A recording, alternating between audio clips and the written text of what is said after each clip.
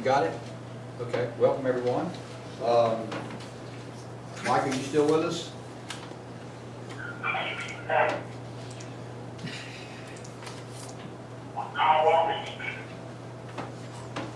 What is it? Mike, are you still with us? Yes, I am, without a walking stick. Very good. Okay, we're getting started. At this time, has everyone had a chance to look at the agenda and the minutes from our last meeting? Motion to approve the agenda and minutes. There's a motion, is there a second? I'll second it. All in favor of approving the agenda and the previous minutes, say aye. Aye. Hi. All right. Under the report of the chair, just want to mention that the spring policy forum is on June 11th and 12th in Raleigh, and we'll get you some more information about that. So let's move right along. Report of our CEO, Brian Ingram, legislative and DHS updates. Okay. First, let me be sure Patrick, McCoy's been introduced to everyone. Patrick, did you have a chance to make the rounds here over sandwiches and macaroons? Yes, sir, I did. You did? We're very happy to have Patrick aboard. We'll do a formal introduction to him at the board meeting, but invited him to come around and see you folks. He's got a big background, spent a lot of time at App State, spent a lot of time at DHHS, and then most recently in Burke County. So we are very happy that he is on board, and we have a full-fledged HR director. The only people that might be more happy than myself or Christine and Tracy would have been that sort of the quasi-HR director, so they have a big smile on their face, just constantly, you don't know why. Patrick, any words of wisdom? At this point, I'm glad to be here, glad for the opportunity. Looking forward to, well, already it's been about 2.5 weeks and getting to know everybody, and again, excited to be here and happy to help out Vaya and the board in any way I can. I'm here to serve and glad to be here. Thank you. Okay. Well, everybody's getting ready for the short session to start up May 16th. A lot of anticipation about House Bill 403. I think some quiet conversations about it.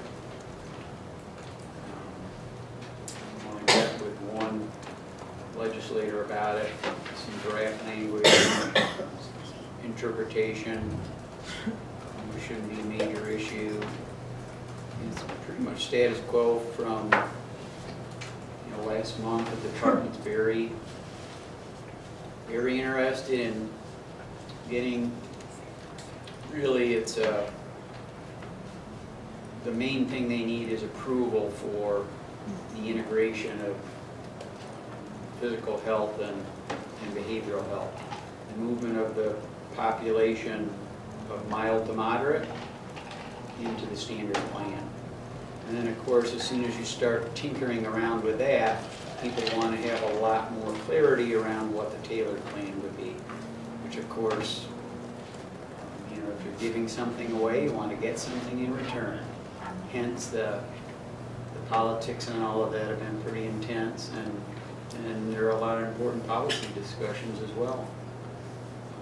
Really nothing any different I'm aware of on that, and everybody anticipates that being a major feature of the short session and even the time probably leading up. We're in the midst of dealing with our rates. You'll hear about that at Finance Committee today. That's a fight. No other way to put it. As a matter of fact, we're having a special, with air quotes around it, call. I guess it's going to be scheduled for Monday. Tomorrow morning at 9. Tomorrow morning at 9. be so exciting to look forward to. It's tough. The main feature has to do with a lot of administrative expenses that are not being recognized in our rate. You know, on the service side, I mean, it's not bad. I mean, it's more on the admin side. And, I mean, you know, of course, it's all the same issues of the spend of fund balance, the requirements on the use of fund balance for single stream, all the things that we are being required to use our fund balance for, again, that we can't get reimbursement for. Here's would be the simplest way I could put it. And we've gone a pretty heavy couple rounds on this. But we'll see. It has an enormous, you know, impact on our budget. And, How does our situation compare to what you're hearing from other counties? not a lot of people are talking about it, you know, the ones that we speak most with are Trillium, and we have a joint initiative around TCLI diversion that has some extra costs associated with it, so we said, well, you know, we're not gonna donate the services and the activity around this, you know, those days are over. One of the biggest pieces of conversation in the last conference call that Clark and I had with, it's actually the CFO of BMA and I don't know what Al's title is. Finance He's the director of reimbursement. Yeah, so we're pretty far up the food chain. It was around, you know, there, you know, the state is getting sued on this particular issue around transitions to community living, and it has to do with individuals in residential settings that, you know, should have other alternatives, let's just say. And so we have proposed, and Christina's been real involved with this, and Tracy and Rhonda, a way to get in front of that, and the state has been very impressed with that. How would you describe, gosh, I'm blanking on her name. She's not considered the headmaster. Who's the overseer of the? Marty Nice. Marty Nisley, who is her actual position in relation. She's kind of a monitor over the proceedings between the state and the Department of Justice. She's very favorably impressed with this. So everybody thinks it's a great idea, except the state doesn't want to pay for it. So both Trillium and Vaya have that in common, that it's a joint proposal. So we've been going back and forth with them quite a bit on that. And I know that Trillium is concerned about, we have some other issues on the service side that they're very concerned about. Other than that, I haven't talked to anybody. That's what I can think of. What happens if you can't resolve it? What it comes down to is you know, they'll say, here's your rate, sign. And you either sign it or you don't sign it. And that's what it boils down to. Is that fiscal year? And if you don't sign it, you don't get paid. So that's how that would work. There'd be a lot of fur flying on that. No one's ever not signed before. A lot of firsts going on. Well, and then of course, you know, all the activity that we're having with Rutherford County. I know a lot of information was in the board packet associated with that. Letter from them, letter from Rick. Have you heard anything back? Not yet. Not yet. This is surprising. Well, it goes. There's this engagement plan. And I'm sure we'll have a lot of opportunity to talk about that later. I'm getting a lot of questions and activity around that, both from our staff. CFAC, I spoke with them last Friday, I think, Friday afternoon, had a conference call with them. You know, the hard part is because we haven't been at all part of anything, really. I mean, we just read things or hear things.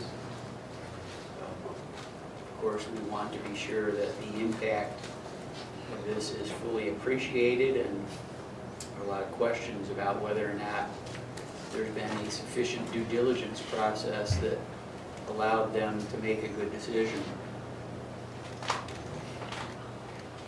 Who was the conference call with, did you say? CFAC, Okay. Am I understanding correctly that in spite of all of our various efforts, there's been no feedback, no response from Rutherford? that's correct. Do you have a copy of the letter from Rick?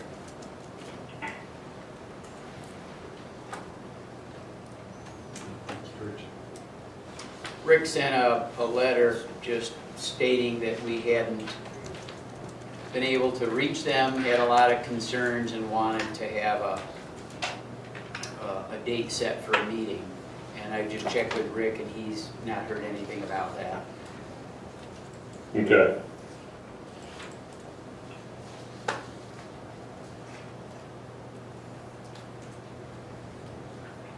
Anything else? Yeah, okay.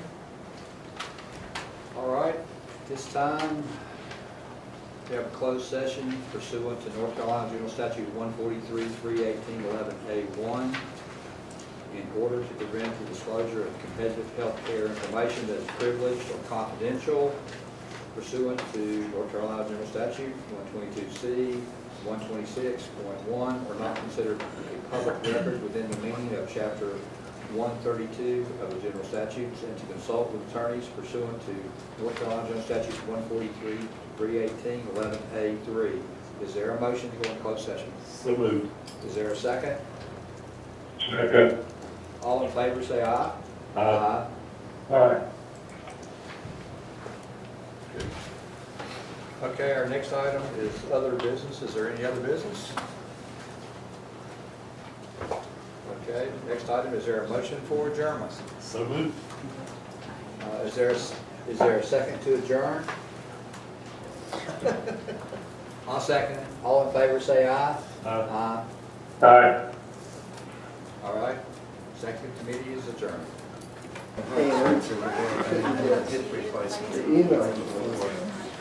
Broke his email yesterday. Yes. For legal permits. No, I didn't see that. Yes. Just- Yeah, it's like, If you need to, you can do Al. There you go. okay. Steven, sorry, you got one more copy of that? I didn't get a copy. I know, I tried to limit my correspondence. Here you go. So you just want to do money during that. So we're gonna have to ask these questions. Okay. Is everybody ready to get going here? And hearing no no's, we'll go ahead. Welcome, everybody. I'm Billy Kennedy, County Commissioner and Chair of this committee. Let's go around the room real quick and introduce ourselves and remind us who we are. Hi, I'm Rachel Smith, IDD Manager, here to report on the IDD dashboard today. Steve Zicki, Quality Management Director. Patty Wilson, Senior Director, Performance and Quality Improvement. Pat McGinnis, CFAC Chair of the Central Region and Board Member. Andrea Hartman, Regulatory Compliance Manager. Allison Inman, I'm the Senior Communications Director. Steve Puckett, Member Appeals Director. Yvonne French, Division of MHTTSAS and Liaison. I'm Marvin Sanders, I'm the Risk and Regulatory Affairs Director. Tracy Hayes, General Counsel.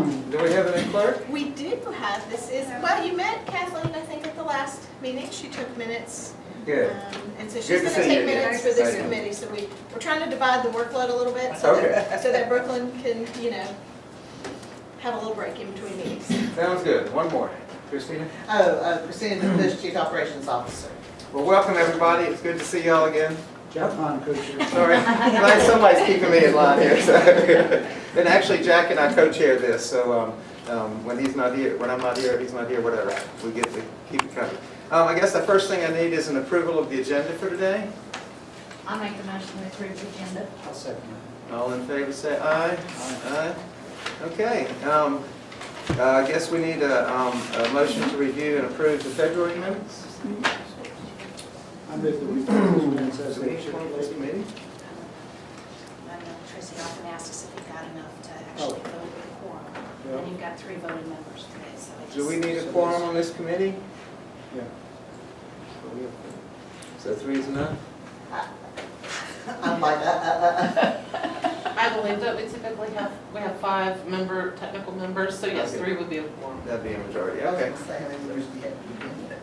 Okay, moving right along, back Sorry. to, no, that's great, thank you, good point, we need to follow this. I move that we approve these minutes as circulated. I'll second that. All in favor? Aye. Thank you. Okay, well, Marvin, I guess we start with you with the monthly reports. Okay, so since we've gone to a every other month schedule, this report does include the information for January and February. So on the first slide, oh, we actually are broadcasting today, that's fancy. We don't usually do that. Not sure who has control over it, but that's where I'm at, okay. Thanks, Steve. Yes, sir. So you can see that where we were supposed to be at the end of February is 52.64 individuals in supportive housing, and we were at 62, so we're still doing well there. Again, this is a super measure, and we are meeting that super measure thus far.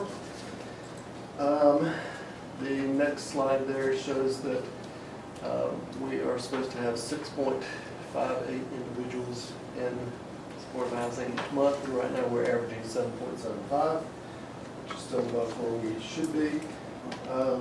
You'll see that, sorry. Before we go any further, I need to ask some dumb questions about TCLI, just to get it in my head wrapped around it. And that is kind of an overview of how it works. First you have to identify people who are potentially qualified for the program. They would be people currently in institutions Or individuals with SPMI who are either in an adult care home or at risk of going into an adult care home. And what's SPMI? Severe persistent mental illness, or SMI, either one.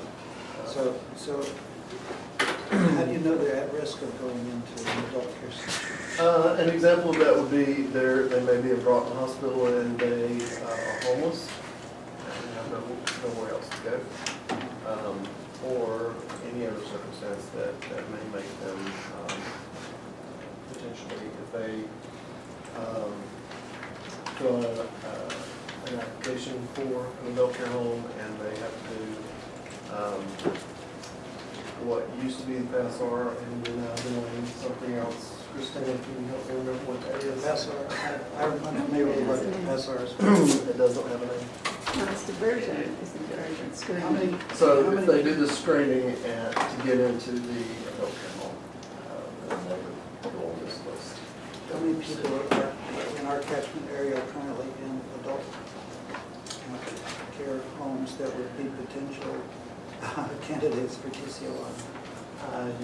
I don't know the number, but we have 67 people that we're engaged with who are in adult care homes at this moment, and that number can be much greater.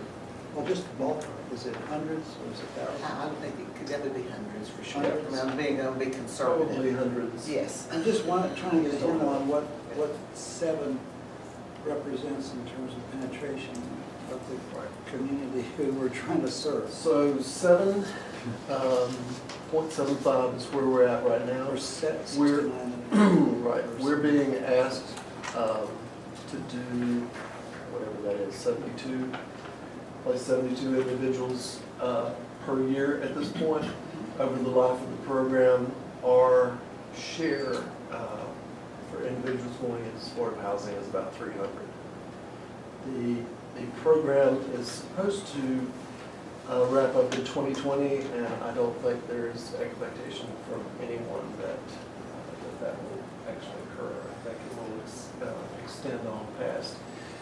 The goal for the entire state is 3,000 individuals, and so we got to the 300 because we basically represent 10% of the state in our catchment area. And the numbers were lowered in the last few months, weren't they? The numbers were lowered at the beginning of this fiscal year. Last year, I believe our numbers were 100. I think it was 100 or thereabouts. Okay, then in reach is a mechanism to contact or? In reach would be our folks going into an adult care home or our folks going into a state psychiatric hospital and meeting with these individuals and talking with them about the options for supportive housing. How many, do you know how many staff we have? We have about 15. We have about, just about a full-time person at Broughton Hospital within that 15. Okay. And then they have to make a decision that they want to be in the TCLA program.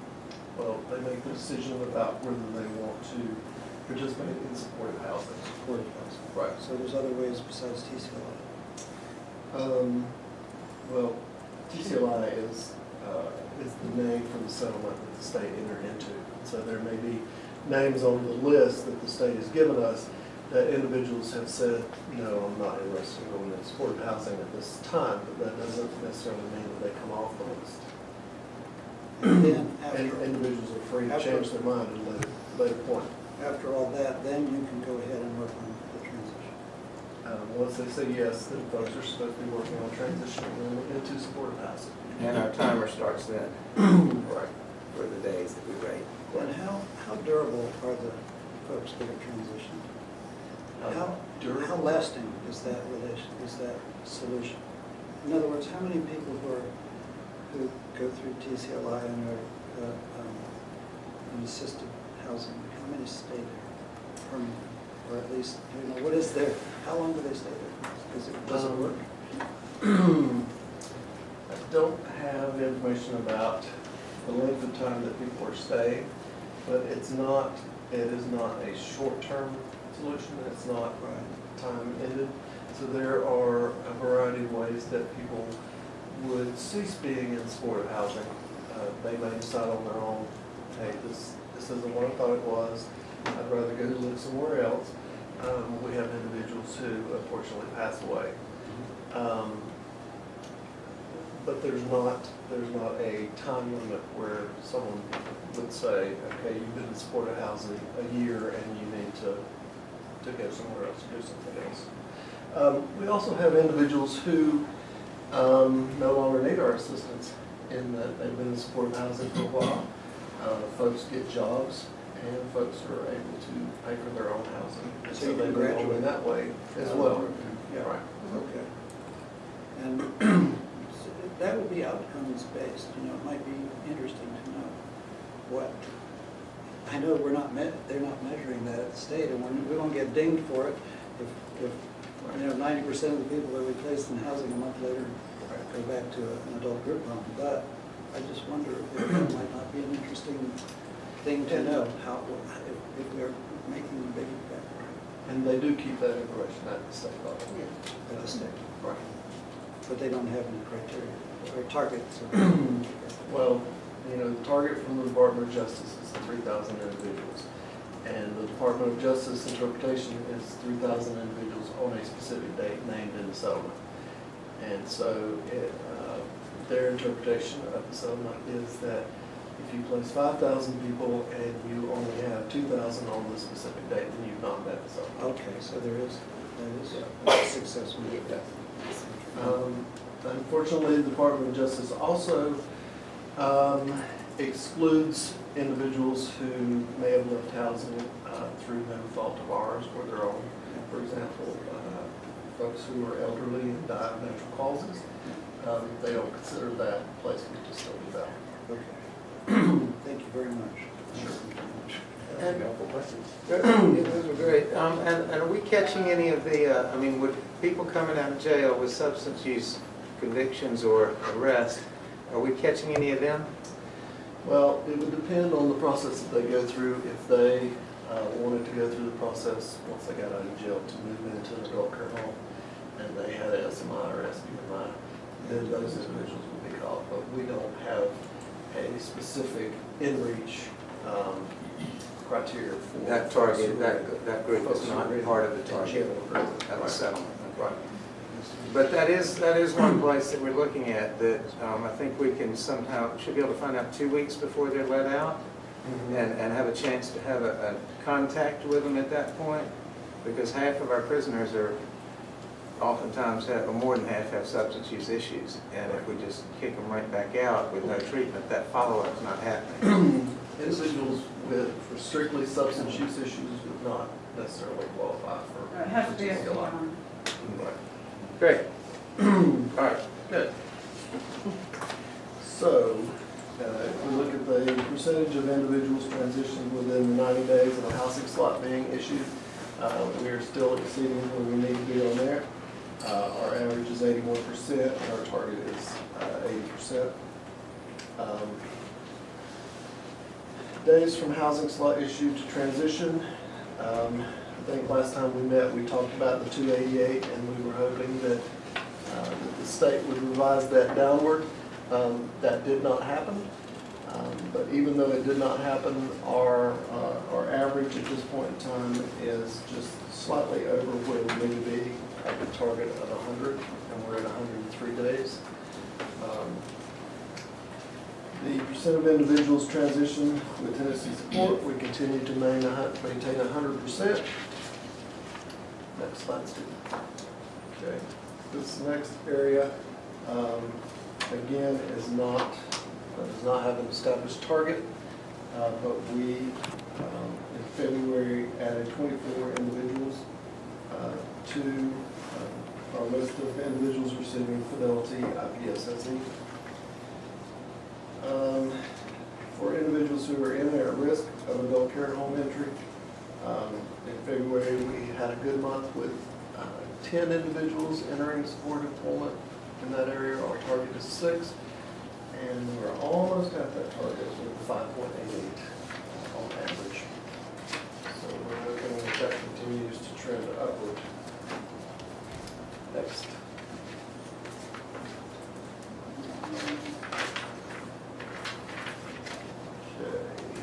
Number of individuals with documented in-reach, we were 100% in January and February. The housing status 90 days after the housing slot was issued. In January we were at 100%, in February we were at 86%, but we're still above our target at 90%. The next two slides, there are no established targets, but individuals who agreed to transition and received housing slots by the 15th of the next month. In January we had 6, and in February we had 2. And then in-reach contacts that resulted in a decision, 3.4% in January and 4.6% in February. We're still actively working on increasing those percentages, but we are almost 4 times where we started in July. So, did y'all implement some changes on that, follow-up calls and stuff? Brian has implemented some changes to make sure that those numbers are accurately enough. Because my wife just filled out a agriculture census thing, and it took the touching base with somebody 3 times, and the woman kept calling her back and following back and forth. So I was realizing that was a crucial part of a survey. If we can do the follow-up and call and say, did you get the survey? Can I help you with any questions? Because there were some she was stuck on. Oh, do I say yes or no here? And so that's good. It is not a one-time deal, and it's a delicate balance between going back often enough to let people know that you're serious about this, and not going so much that you're aggravating folks. And occasionally they get upset with you and start calling. Because they're not forced to answer this, we're having to encourage them to, but we do have to show good results on it, so. Right. Quality of life surveys. I think hopefully you will recall that Stephen and his folks worked with Brian on implementing some quality improvement. And since that time, our numbers have drastically increased. In January, we were at 100%. February, 92%. We're still a little bit below where we need to be on average. But as you can see, in July, we started out at 52%. So things are going a lot better now. Next two slides is just sort of an overview of how we did in January and February. And next, we get into the comparisons of where we're at with the other LME MCOs. You can see here that everyone is above where they need to be, except for East Point, and we're at 118%. Next. So on this slide, we're one of three that are actually performing at expectations. And here we are falling slightly below where we need to be, but we are with the majority, and still being below where we need to be. We're outperforming the other LMEs who are in the same boat. So in that, the last one, this 103, that was brought down by a real low July number. Everything else seemed to be in the ballpark. Did they come like in, I mean, do we have a average number per month, or is it all of a sudden here's 50 and here's 3? And staffing, I know that we have staffing working on this too. And there's not an average number per month, but it can vary greatly, like the 288 days that we looked at before. That was because somebody had been actively seeking support housing for over a year. I think it was actually a couple of years. And so you're averaging in those with individuals who may have only took 45 days. And so that's what caused that to go up. Of course, if you have 5 individuals and everybody, it took 30 days, then your number is 30. right, we're still having a hard time finding affordable housing in Bunko. Yep. Does time of the year have anything to do with it? I know Leonard from ADAC one time when I was on their Human Rights Committee told me that ironically at Christmas time they had more people wanting to check in because they liked the festivities and the food that they served during that time of the year. I don't know that there's any correlation between, from my perspective in looking at statewide, I think it's more an issue of the numbers sort of go down when it's vacation time for staff folks. And so there's not the active involvement. December is definitely a short month. But I think if you look at the numbers across the board for each LME MCO, I don't think that there's, one may have trouble in June and one has trouble in September. So I don't think it's consistent. So it's really more random as to when these individuals need the help and how those numbers work. Thanks. Okay, so here, transition with this Tennessee sport. We continue to lead the state at 100%.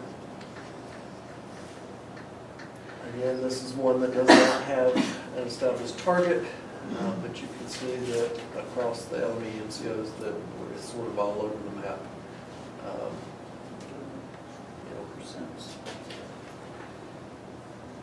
Individuals that are at risk being served in supported employment.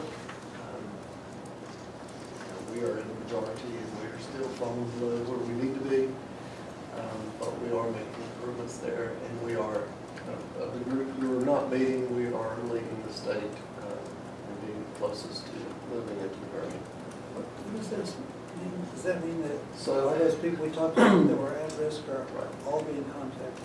So not all of them are contacted, but everyone should be offered the opportunity to go to work the in-supported employment, which is part of the settlement. But the numbers that we presented before, what this is saying is we had 20 people that month who are new to supported employment. 10 of them may meet this definition for enter at risk. And of those 10, what's the percentage that we have there? Next. All right, individuals documented inreach in the previous 90 days. You can see that we're leading the state in this area as well.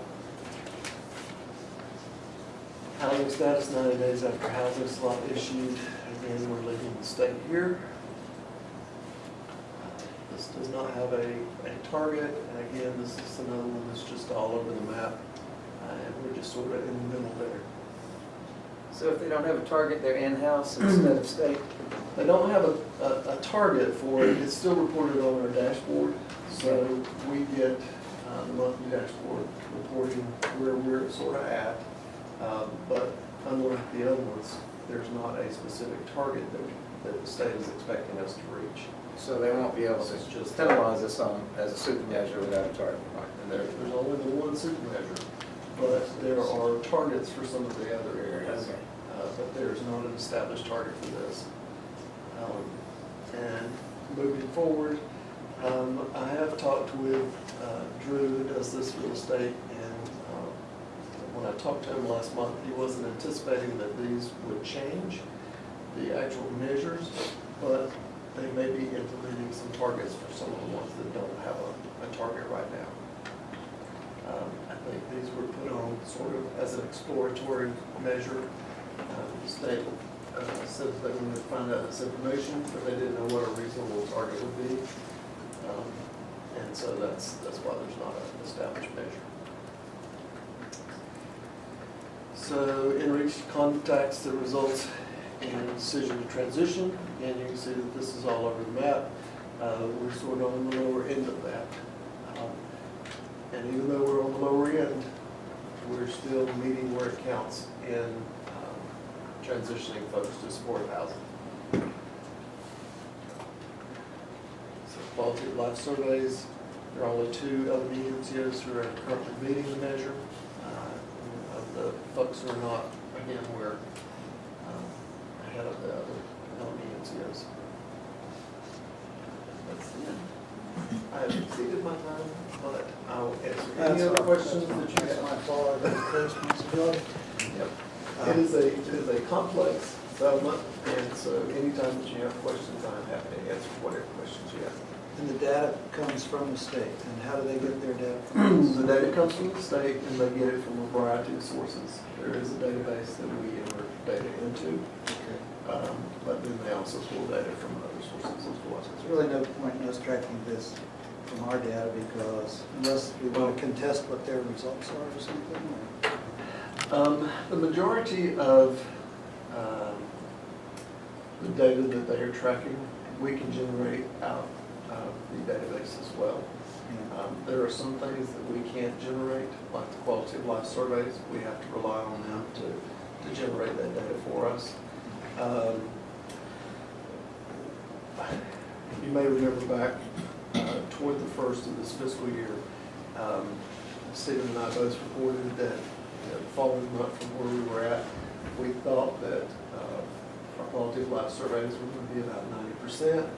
And we reported that to you, and then we got the numbers for the next month. Come to find out, there's a significant lag time between what they're reporting, and so that 90% took several months to show up. But we don't have any way to generate that internally. Good, excellent.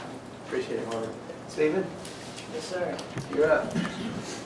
I wanted to just talk about briefly, this is a new setup for this report. We're kind of trying to make it easier.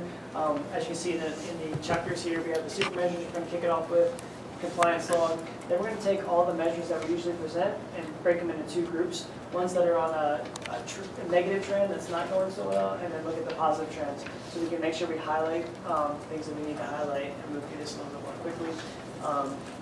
So that's the chapters. We'll go jump into this this slide is the things that are going well, and they have been going well for a number of months, so we just want to make sure that you guys know we are still looking at it, but everything's good on this page. Yeah, our call times are great. We've been doing good for that, forever time, that's That's what I great. heard. So we'll jump into the super measures. Again, this slide is just to remind you what the super measures are and the benchmarks. Follow-up after discharge within 7 days. Our rate benchmark with that is 40%. Then we have the innovations participants receiving an annual primary care visit. That's at 90%. And then the TCLI measure that Barbara just spoke about. So we just received data from DMA for the first time on these super measures. They gave us data validation from July, August, and September. This is the measure for the integrated care for those with receiving innovation services. The benchmark, I remind you, is at 90%, and based on NC tracks and what the DMA says, we are at 97.4, pretty much averaging about 97.3%. So we're doing a great job there. Next up, we have the TCLI measure, which Barbara spoke of earlier. Again, we're doing quite well here, and everything is moving well on this measure. And then we have the follow-up after discharge measure. As you recall, this measure is the one that we're working on most intensely, I guess you'd say. They came out with a new specifications on 4/13. Those specifications just had some changes to the services that qualify as a follow-up visit. As you see there, both DMA and DMH decided not to count mobile crisis as a qualifying service. But DMH also added psychosocial rehabilitation and peer support transitions to their qualifying service, which actually aligns DMA and DMH more closely together on the services that they count. See, this data is really old, Yes, this is what they've given us. but it's coming, we don't have any. Correct. We are working on our internal reports. We have our DMH version of this report in-house working. Our DMA one, I was told it won't be ready tomorrow, so unfortunately I can't give you guys more up-to-date in-house data. So this is kind of where we score. You see the NC tracks measures. That's how the state is measuring us. Now we have our internal. So these are measures that internally claims we get paid for. They just might not have gone to NC tracks. Our internal numbers, I can give you to the July, August, and September for the DMA substance use numbers. So for July, we're at 41%, August, we were at 30%, and then September, we were at 40%. Now, I also want to remind you that this is old data as well, and we implemented several interventions starting around December, January to help improve these numbers. So the data, maybe this is a question for you, Bob. The data for the state, I mean, are we going to be, when we don't have accurate data for 3 months, are they going to penalize us for the super measures even though we don't have this data back from the state yet? So there is... So we're still contesting what our data says and that we're okay, and am I right on that? Or there's a little conflict there perhaps? Well, the goal of the state is to not measure us until 120 days after the reporting period. Okay. So hopefully we'll have all that ironed out within that time frame. Hopefully. And we've gotten a lot better with it and correcting things on our side and notifying them of things they need to correct on their side. But yes, it's a moving target, I guess. So the big issue is with really all the Medicaid data. It's really difficult when the data is not real time because you can't make changes. You only see what happened in the past. 3 to 6 months ago. You can't use them as a dynamic tool to. It's sort of And just that's like- not just for mental health disorders. That's for It's everything. sort of just like the quality of life service that we talked about, in that once we see it, and once they say this is real, we can implement some changes, but then the next time it comes out, those changes probably aren't going to have really done anything to make improvements during that reporting period. And so for example, like when we look at quality data in primary care for the ACO that we're in, we look at that data weekly. And every week, if we see something drop, we make changes. Try to fix it, yeah. Yeah, so, Rapid cycle. yeah, you can't, and you can't be, it's like moving the Titanic. After it's already hit that. And I've got one question, I don't know, why is mobile crisis taken off? I mean, is that not a standard diagnostic? Is that just crisis intervention? Is that like the CIT? I mean, I know it's a mental health issue, just curious why the state took I that on. pushed for it, and I brought it up because if a member is discharged and received mental health, or received mobile crisis, and then went back into the hospital again within those 7 days, they're excluded from the measure anyway, so no harm, no foul. But if the mobile crisis prevented a rapid readmission, then that would be a good thing and it should be counted. And so that was my argument, but they came back and said they reviewed it with their clinical team and they decided not to count it. So that's all I know. Oh, and, go ahead.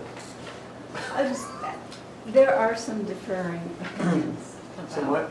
differing opinions Okay. about whether it should be included or not included. Okay. But the clinical team did feel that they were looking, in regards to this particular measure, for more of an engagement service that engaged people into ongoing treatment versus a Intervention type. crisis service. Good, thank you so much. I don't speak for the state, but I think the argument would be if you had to use mobile crisis, then you really didn't put things in place to prevent. Right, right, that should be a last course instead of a first. Okay, thanks, moving right along, sorry. We'll start with a compliance log. The first two, the CDW episode of completion is not changed. We'll be updating that at the next meeting. And the same for the incident submitted timely.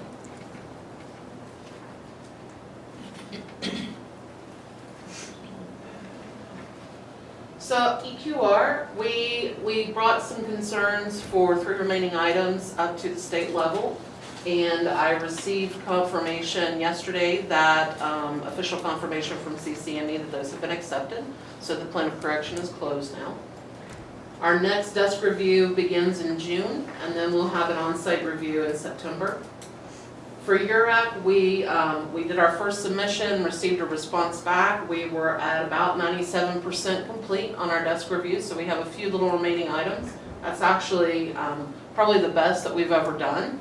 It's pretty difficult to get all of that in. It's a lot of documentation.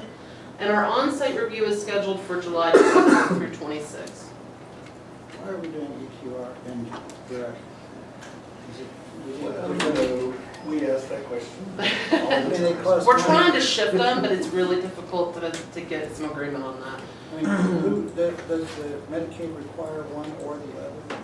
EQR is a contract requirement, it's every year. So that is, the state contracts with Carolina's Center for Medical Excellence to come out and do a review to make sure that we're following the Code of Federal Regulations in our contract. Yeah.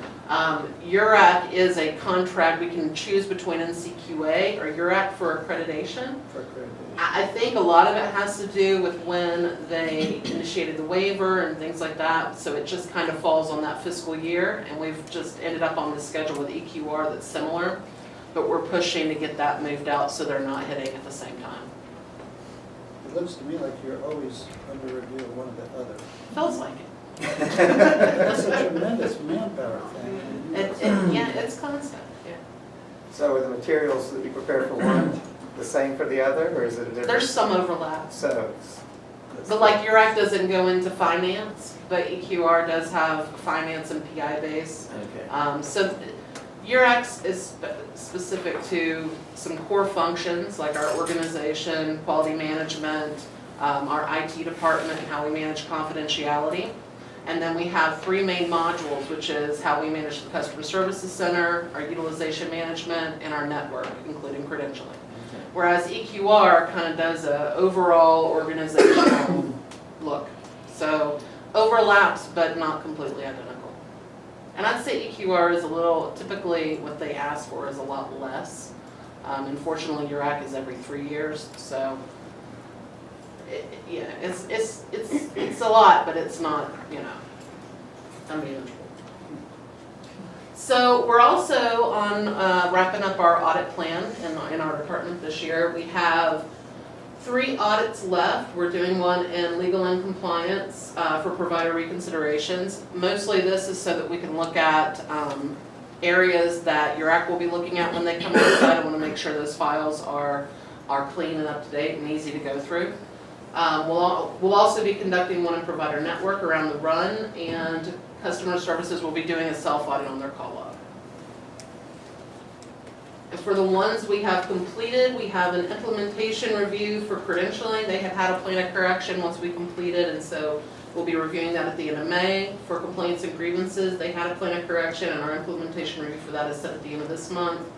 Provider contracts did not require a POC. They met all of their requirements. And then appeal and denial audits was also the same. They didn't require a plan of correction. Good. So next up, we're gonna take a look at the items that are trending negatively, and talk about what those trends are, and then what we're doing to combat those. And then we'll move into the positives.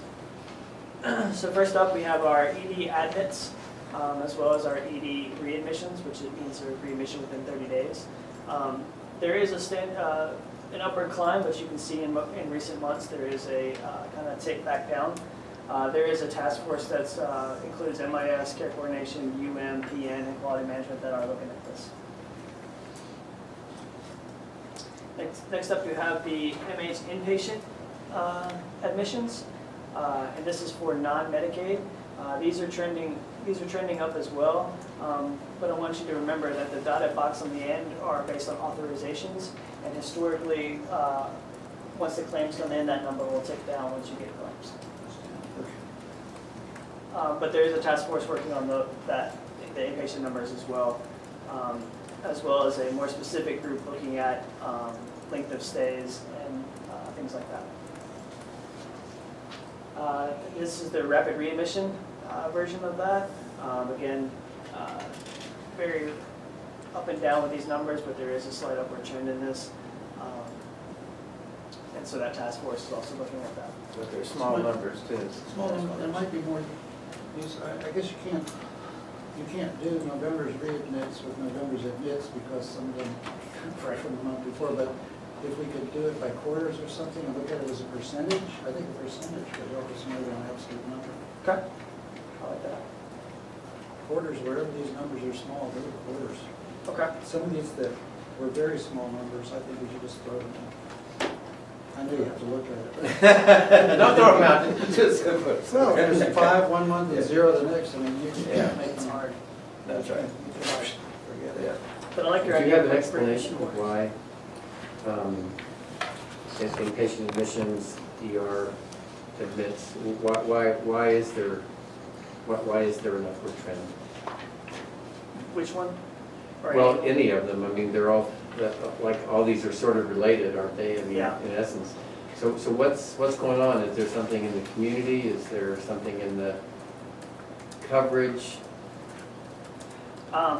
Everybody's working on this, though, it's just, why? If I could answer that question. I'm not really sure. I have some ideas.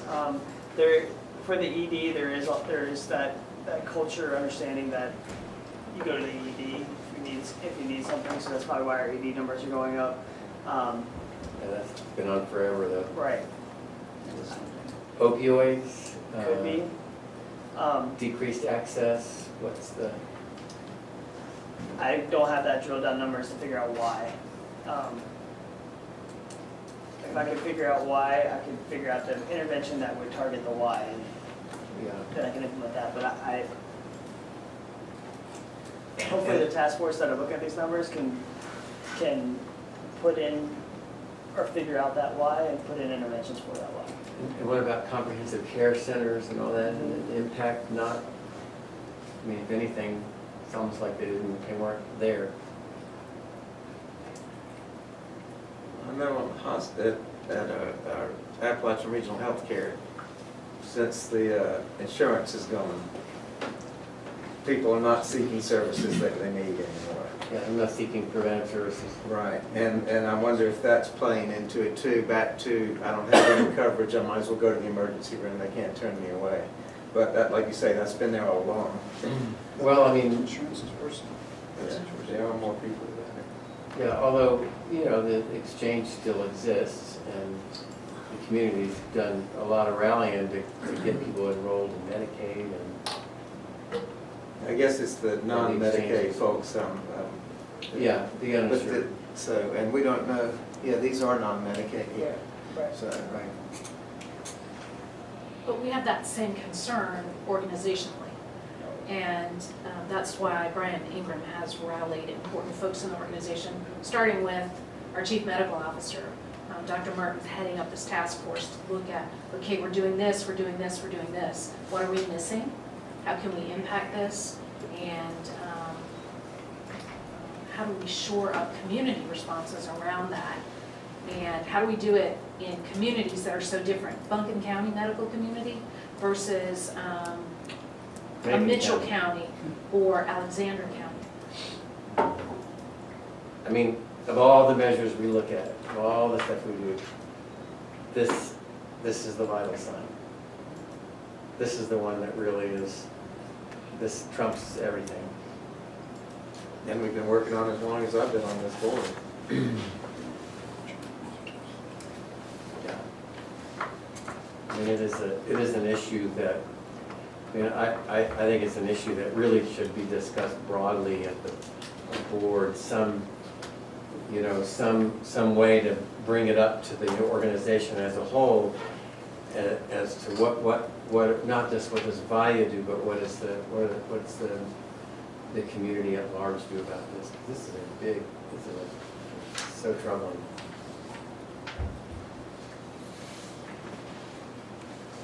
But anyway, move on. That's not an easy answer. No, so that's great, we've got a committee on it, working on it, and we'd love to hear back from that. And hopefully if they get some ideas and that, they can report back to the whole board maybe, and let them know what, get into that discussion on the whole board level perhaps, instead of just at our level. Yeah. Next up, we have our total clean claims received.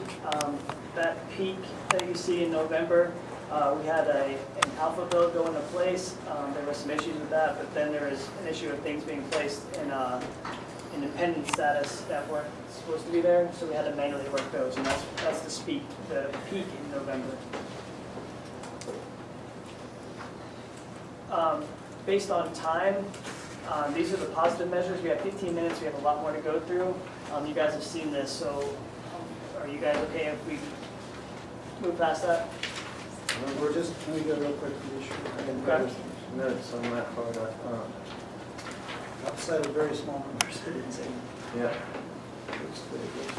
All right, so what next then? Yes, that's okay. We'll go into the... That's it. Did you do the monthly comparisons? There's comparison data if you want to see that. Yeah, let's do that. Again, these are all the comparison. This is the same information that we saw, but this compares all the MCOs. I'm just going to cycle through this, and I'll let you guys stop me whenever you want me to answer a specific question.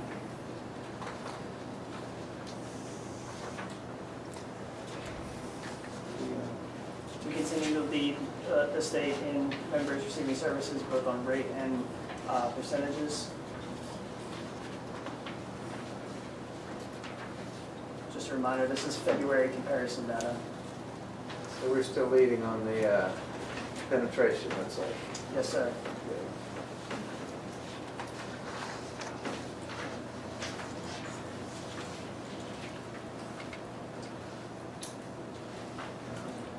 I have no comments. Good. Thanks. Where do we go next then? Jesse? Rachel, Rachel. Yeah. Sorry. That's okay, yeah, Jesse prepared this report and he presented it, so I'm here to share it with you. It's a little bit more of a narrative style than previous reports. So he discusses the array of services that we fund for people with intellectual and developmental disabilities as long-term services and supports. Funded through Medicaid dollars, B3 Medicaid, and non-Medicaid state funds. We are currently funding services for a total of approximately 2,500 individuals. 379 of those people are in ICF settings. About 650 at date of this report through NC Innovations, and 423 individuals through Medicaid and non-Medicaid services.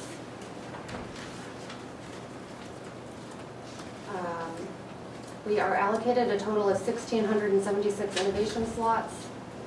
That includes routine slots and reserve capacity slots. Those are CAP-C transition, people transitioning when they age out of CAP-C. We get 2 of those a year, 11 emergency slots and 9 MFP slots per year.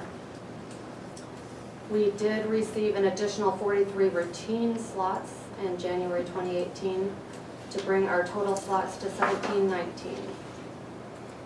And we are actually on track to fill all of our allocated slots for the waiver year.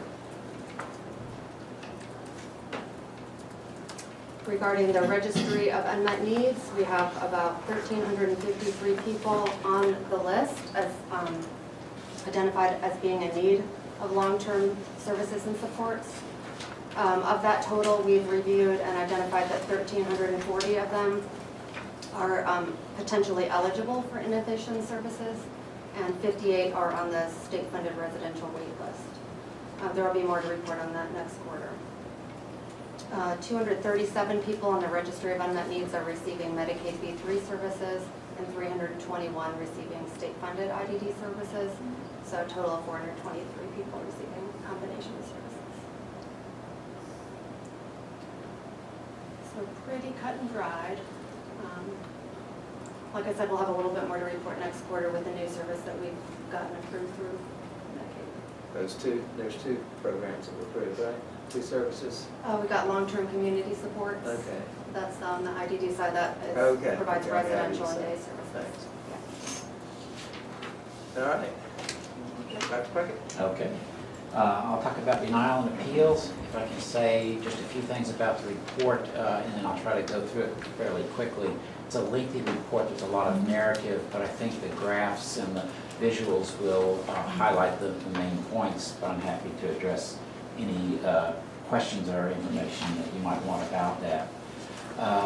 When a majority of services that we pay for our providers do not require prior authorization. When services do require prior authorization, people in the UM department, Rachel's team and others review them, and the great majority of those are found to meet requirements and so are authorized. What we're talking about here are a relatively small proportion of those services that require prior authorization in which we find some reason that we're not able to authorize them. So we'll look both at Medicaid and state-funded services, and then when we look at denials and appeals, we will look at both administrative and clinical or medical necessity denials. Administrative means that there is some administrative requirement, a form that was required wasn't submitted, or some information that was needed for the review was not there. Whereas a clinical or medical necessity denial means that we found for some reason that that was not the right service or the right amount for that person's needs clinically. This report also, Dr. Khan, has quite a lag to it. Part of that is deliberate in that we wanted to track and see when we do a denial what happens all the way through the appeals. And so we have a deliberate at least a quarter delay. And we are just finishing up the next quarter, but it wasn't in time to get it to you for Yeah, it looked like your review. the other one was January 24th, so I thought, well, there should be one for April. It will be presented in QIC next month. Right. So we start off by looking at, well, what are the number of SARs, or service authorization requests, that we receive? And this is trended, so these are quarterly points over a 3-year period. And you'll notice at the end, for this third quarter, the reporting quarter, that it drops, both the state-funded and the Medicaid. And that is because on July 1st, we changed some of the requirements for services that require authorization. And a number of them that had been requiring prior authorization no longer did. So that drop in SARs means the drop in services that required authorization. not any reduction in actual services. So even though that's the last quarter, it's still accurate? I think that's very accurate, yes, yes. What's And that? we know the SARS right at the time. Instead of prior authorizations, now they're being reviewed after the services are. Not in the same way. Patty might be able to explain a little bit more. Some of the services, let me maybe talk about one example. We used to have something over 1,000 people getting outpatient opioid treatment. We tracked those very closely for some time, and we did a lot of what we call partial approvals or partial denials, in which we thought that there were issues that were picked up on positive drug screens that we thought needed some different intervention. So we did many shorter term authorizations, say instead of 6 months you've requested, we will authorize just 3 months, and then we want to look at it again. And by the way, please address these things clinically. So that had a pretty high denial rate compared to other services. But we did that for several years, and eventually we thought that our providers were catching on pretty well and did not need that heavy-handed way to get them to do that. So we stopped requiring prior authorization, but Patty's team, I believe you're the ones that will do a look behind after the fact. Yes. So we do a quarterly sample of 20% of all services for many of the unauthorized services. The outpatient opioid treatment is one of them. Not unauthorized, but not required. Not required authorization. There you go. Sorry about that. Yeah. So we do a post-payment clinical review. We have just started the second quarter review because we have to wait that 3 months to make sure all the claims are in. In the first quarter, we found none of the sample that we reviewed were out of compliance, not a single one. So we're starting our second. What we also have found is that the outpatient opioid treatment was one of the services we looked at to see if our providers were following the clinical guidelines that our clinical advisory committee chose. And that's a committee made up of providers and led by our chief medical officer. We just completed that review and found that of our 7 OPTs, or outpatient opioid treatment programs, 6 of them were 100% met, and 1 was at 50%. That is a huge improvement. Dr. Martin, we just talked about this in quality improvement yesterday. He said that 3 years ago, it would have been flip-flopped. And the one clinic that was not 100% is under a plan of correction, and theirs was related to, they're doing their UDSs, but not necessarily altering their treatment approach around those UDSs. So we're gently moving them in the right direction. Thank you. Yeah. So back to the first graph, you see a drop off in this quarter in the number of services that required authorization. Let's now move into denials that we did for Medicaid rates, Medicaid services. And we'd like to point out that the clinical denial rate dropped from 2.6% in the prior quarter to 2.1%, 0.5%, but percentage of those being denied was significant. There were 35% fewer clinical denials of Medicaid services in this quarter. And I attribute the biggest portion of that to be our no longer doing those outpatient opioid denials. Looking at the graph in the middle of page 2, you'll notice that we look at the percentage of Medicaid denials that were partial approvals. So anytime we approve fewer units of service or for a shorter length of time, that's a denial. But most of the time, 68% in this quarter, the denials were actually a reduction in what was requested in units or length of time, but not a full-out denial, and that's pretty typical. The clinical denial rate, you see at the bottom of page 2, dropped, and that's what we were just talking about just now. If you look on the top of the next page, the Medicaid administrative denial rate goes up and down a little bit, but it's been pretty steady, 1% or less for at least a couple of years, so there's no real change there. Looking now at the state-funded denials, first at the proportion that are partial approvals instead of full denials, you notice that's significantly lower.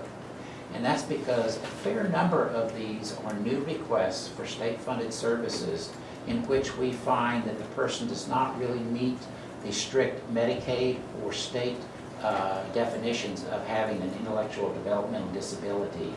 And so those become a total denial even though it's a clinical one. Looking at the top of page 4, you see the state-funded clinical denial rate. It goes up and down, but it has been under 2% for a very long time, and I don't think there's any very big meaningful change other than there's been a downward trend for the last year and a quarter. State-funded administrative denial rate has been quite low, and I don't think there's anything very significant there. Moving now into appeals, Medicaid appeals, look on page 5, the graph at the bottom there. There's a table that puts it, but I think it's easier to see in the graph. We were doing between about 7 to 15% of the denials that we made for Medicaid services, the clinical denials being appealed, which then jumped to 25 to 35%. And this again, we talked last time when I came about the resource allocation model for innovation services that has meant some different decisions made for people in the innovations program, and those have been very hard to accept, and a great many of those are appealed. And so the biggest part of this very big jump in the number of the denials that are appealed is because those are innovations due to the new model, the resource allocation model, that gives us some more guidelines on how much services Medicaid individuals should have. And is that a state model? Well, it's a national model using the SIS, the Supports Intensity Scale, but it is adopted by North Carolina, and they have given us directions on how much services a typical person, it's 7 different levels, I think it is, within that model typically get. And that's not the end of it. We still look at individual clinical differences, but that plays a big role now in making those decisions about how much services an individual needs to have. But we're following the model that the state told us to follow on there. So, I mean, we're adjusting it where we can, but we didn't create this model ourselves. We didn't create it. We're trying very hard to follow it as we understand. We've been asked to, but there are a lot of challenges to that, and there are some cases in OAH in which we're being pushed very hard right now, and we'll need to see. We've got one case in process right now. So on the bottom of page 5, I think that we were looking at the percent of Medicaid clinical denials that are appealed. Top of page 6 is just putting that in raw numbers. So the numbers are very high. It's going down a little bit where percentage was going up, and that just has to deal with a smaller number of total cases that are appealed. So then let's look at the outcome of reconsideration. That's the first level appeal of a Medicaid denial, and that's conducted by Vaya.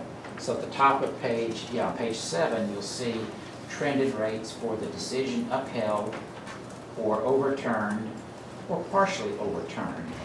And there is a slight upward trend in decisions being upheld and a slight trend of the overturns going down, which means that we're doing a few more partial overturns than we used to. Then at the top of page 8, these are the percentage of cases that are not fully in favor of the member after the first level appeal that we do, that are appealed on to the state through the Office of Administrative Hearings. And you'll see that percentage in the number again has really gone up the last few quarters, and we attribute that to the resource allocation model again. When somebody appeals to OAH, the first thing that they're offered is a chance at mediation, which is a very good way to resolve actually many of these appeals. So in this quarter, there were 11 cases appealed to OAH. All 11 accepted mediation. And of those mediations, 9 actually ended up in a settlement agreement. And so there were only 2 that went on to OAH hearing after that. And of those 2, One was withdrawn by the appellant before going through a full hearing, and the other one, since we wrote this report, settlement was reached. So both of those were settled without going to a full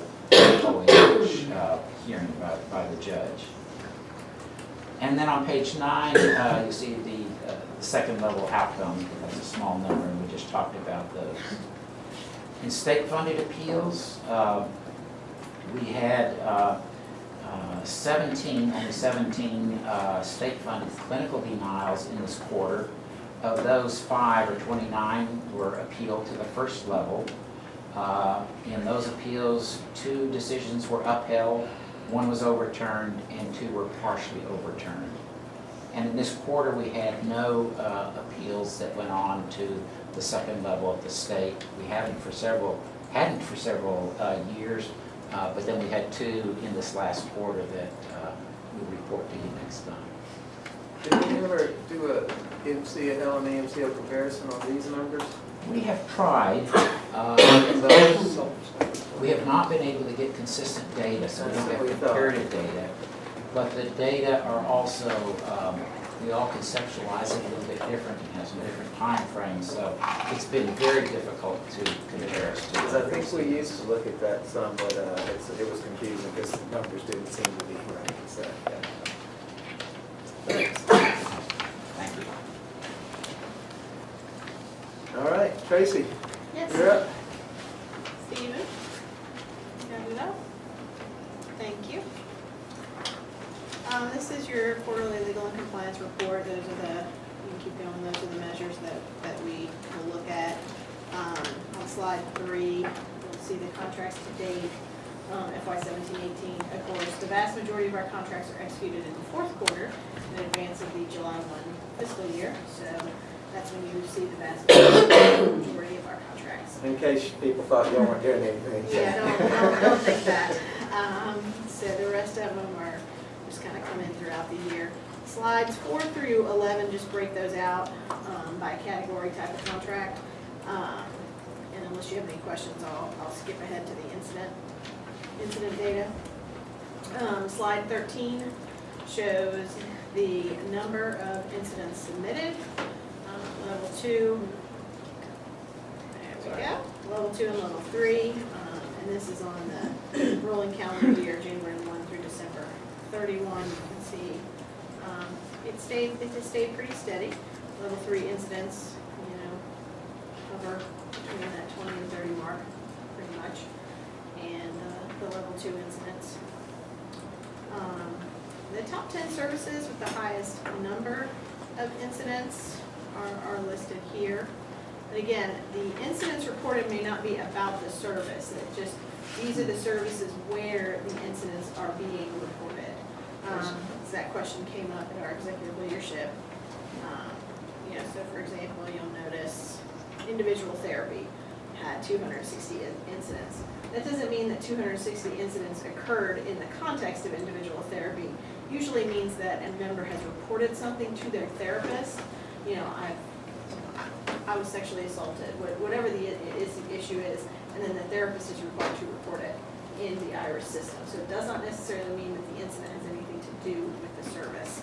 I think probably the exception to that rule is PRTF, which is where you see the highest number of incidents, and the vast majority of those incidents are related to something that occurred at the facility, which is pretty standard. A year's worth of data. This is a year's worth of data. All of the incident slides are a year's worth of data. How many people are in psychiatric residential and PRTF? Is that, these would be maybe, well, I guess there's no way to report them as a percentage because if they're coming from outpatient.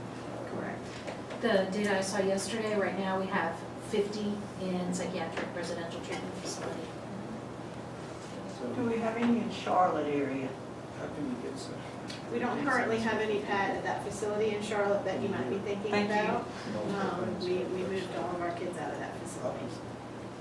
But you got, so there. I have another question, Tracy. And it's happened a lot lately, or more frequent in North Carolina in the last few weeks. When you have murder-suicides, what kind of, I know that the suicide is level 3, but the murders make it to an incident, or what, Yes, how does that get yes, reported? it would absolutely be, it would be a level 3 incident. And so the most recent public one, we got multiple reports because of multiple family members and different levels of service. And it became, for us, a high-profile case because of the media coverage and because of the number of people touched by the incident. So I know since we met last, there was murder-suicide in this county and also McDowell County. So, Right. And because the providers are required to report, it's not at all uncommon for multiple providers to be reporting the same incident. So the outpatient therapist could be reporting something that the PRTF is also reporting, so we could receive multiple incidents. So these don't necessarily correlate to the total number of incidents. This is just the data as it comes in. And again, this is the IRIS data that comes from the Division of Mental Health, so it's not, we don't have control over IRIS or how it's set up. The next slide shows submitted incidents by category.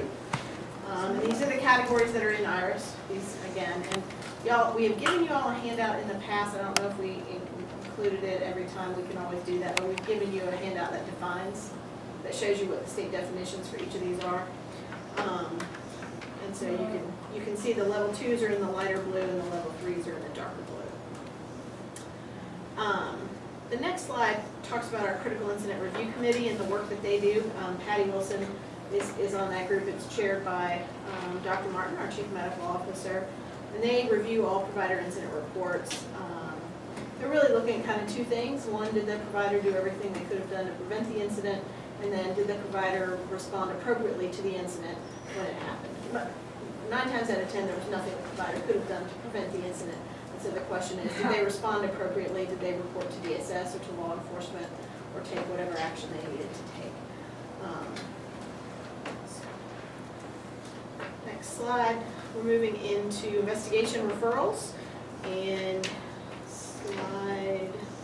slide 18 shows the number of investigation referrals this calendar year. You can see average is hovering around 20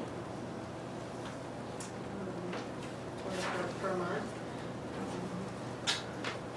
Investigation types, those are there. And this is, so the way our system works, we have an investigation oversight committee where all of these investigation referrals go. It's a cross-functional team. It's got folks from finance, from TCLI, from Provider Network, Care Coordination, and they reach consensus on how these investigations should be assigned. You know, are these fraud and abuse that should be investigated by the Special Investigations Unit? Is this something that requires a focused provider monitoring? Is no investigation required? And so that's what that group decides. Contract Performance Unit metrics. I don't know, Patty, if you'd like to go through these, it's your team. Sure, okay. This is just to give you the raw numbers of routine monitoring. As you remember, the routine monitoring changed in that every provider is no longer required to be fully routine monitored every 2 years. If it's a licensed facility, we only do a post-payment review. If it's a non-licensed facility, which is primarily our independent practitioners, they have a post-payment review as well as a review for compliance in terms of documentation and other regulation. This is a graphic to show you the number of complaints versus focused monitoring. A complaint is where there is a specific allegation issued against a provider. These can come from a provider. They can come from one provider against another. It can be internal from Vaya, a care coordinator, someone in our grievance team. Or it's a focused monitoring where we might be looking at a trend with a provider or a service line review. Next slide. This is our number of plans of correction. We are averaging about just under 50% of our investigations end up in requiring a plan of correction, where we ask the provider to come up with a way to systemically correct the error.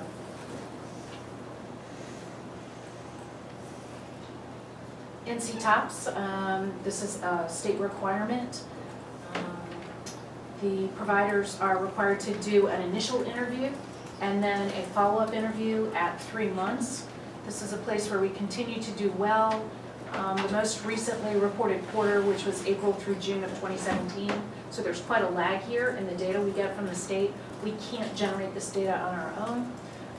We had a 95% timeliness completion rating. We've maintained this rating since June of 2015 and are quite happy that we continue to partner with our providers to stay at this level. This is just a little comparison data with our coalition partners. And then rolling into the Special Investigations Unit. Tracy, would you like to do these or do you want me to do these? Keep going. Okay. So our Special Investigations Unit is the place where we investigate cases related to suspected fraud, waste, or abuse. In the last quarter, so these are quarterly reportings, we had 5 new referrals. We had an average of 79 active investigations at any time. We completed 3 cases and closed 6. Completed means the Special Investigation Unit completed their work. Closed means it was completed through our finance department. Once the case is completed, if there's an overpayment, then our friends in finance help the provider work out that payment, whether in full or in a payment plan over the course of a year. Is that active investigations, each one an investigation, or are there multiple investigations per incident? Those are each one a individual investigation. If we have 3 investigations for a provider related to a same issue, we combine those. In terms of disposition of those special investigation cases, you will notice that 35% ended up in an overpayment. 20% we issued an educational warning letter. We take the educational warning letter approach as a way of saying we've noticed that there's a problem. We don't want to levy an overpayment at this time because we notice that it is not intentional. But should this continue to occur in the next circumstance where we noticed it, we would issue an overpayment. It gives us an opportunity to improve behavior without being punitive. 12% of our cases were referred to DMA. 9% we asked the provider to do a self-audit. We've noticed an issue, we'd like you to look at your own books and documentation and report back to us. 15% we did a preliminary rule out, we looked at the allegation, did an initial look at it and found there was nothing further to do. And in 9% we had no findings. This is the year-to-year disposition. And then this is our collections by fiscal year.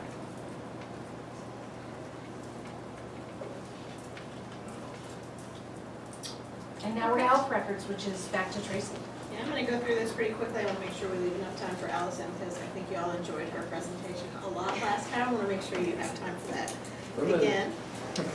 So you can see, and a lot of this is just to demonstrate kind of the work that's being done, a lot of which is in Chapter 122C, but which is unfunded, and we're not getting any administrative dollars from DMH or anywhere else to pay for a lot of these activities, so it just continues to be challenging for us. You mean like in no money at all from the state for these things, crazy? That's what I mean. Did you hear that? That's what I mean.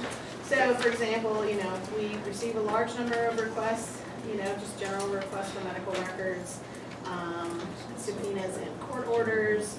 Concealed carry handgun permit one is one that is a full one-person FTE job to complete this work, and we do not receive any funding for that. And you can see kind of where it's coming from. Buncombe is the largest, Caldwell not too far behind. Yeah, all the counties are up there. Yes. Sorry, how much time did you say it takes to do this in an exam?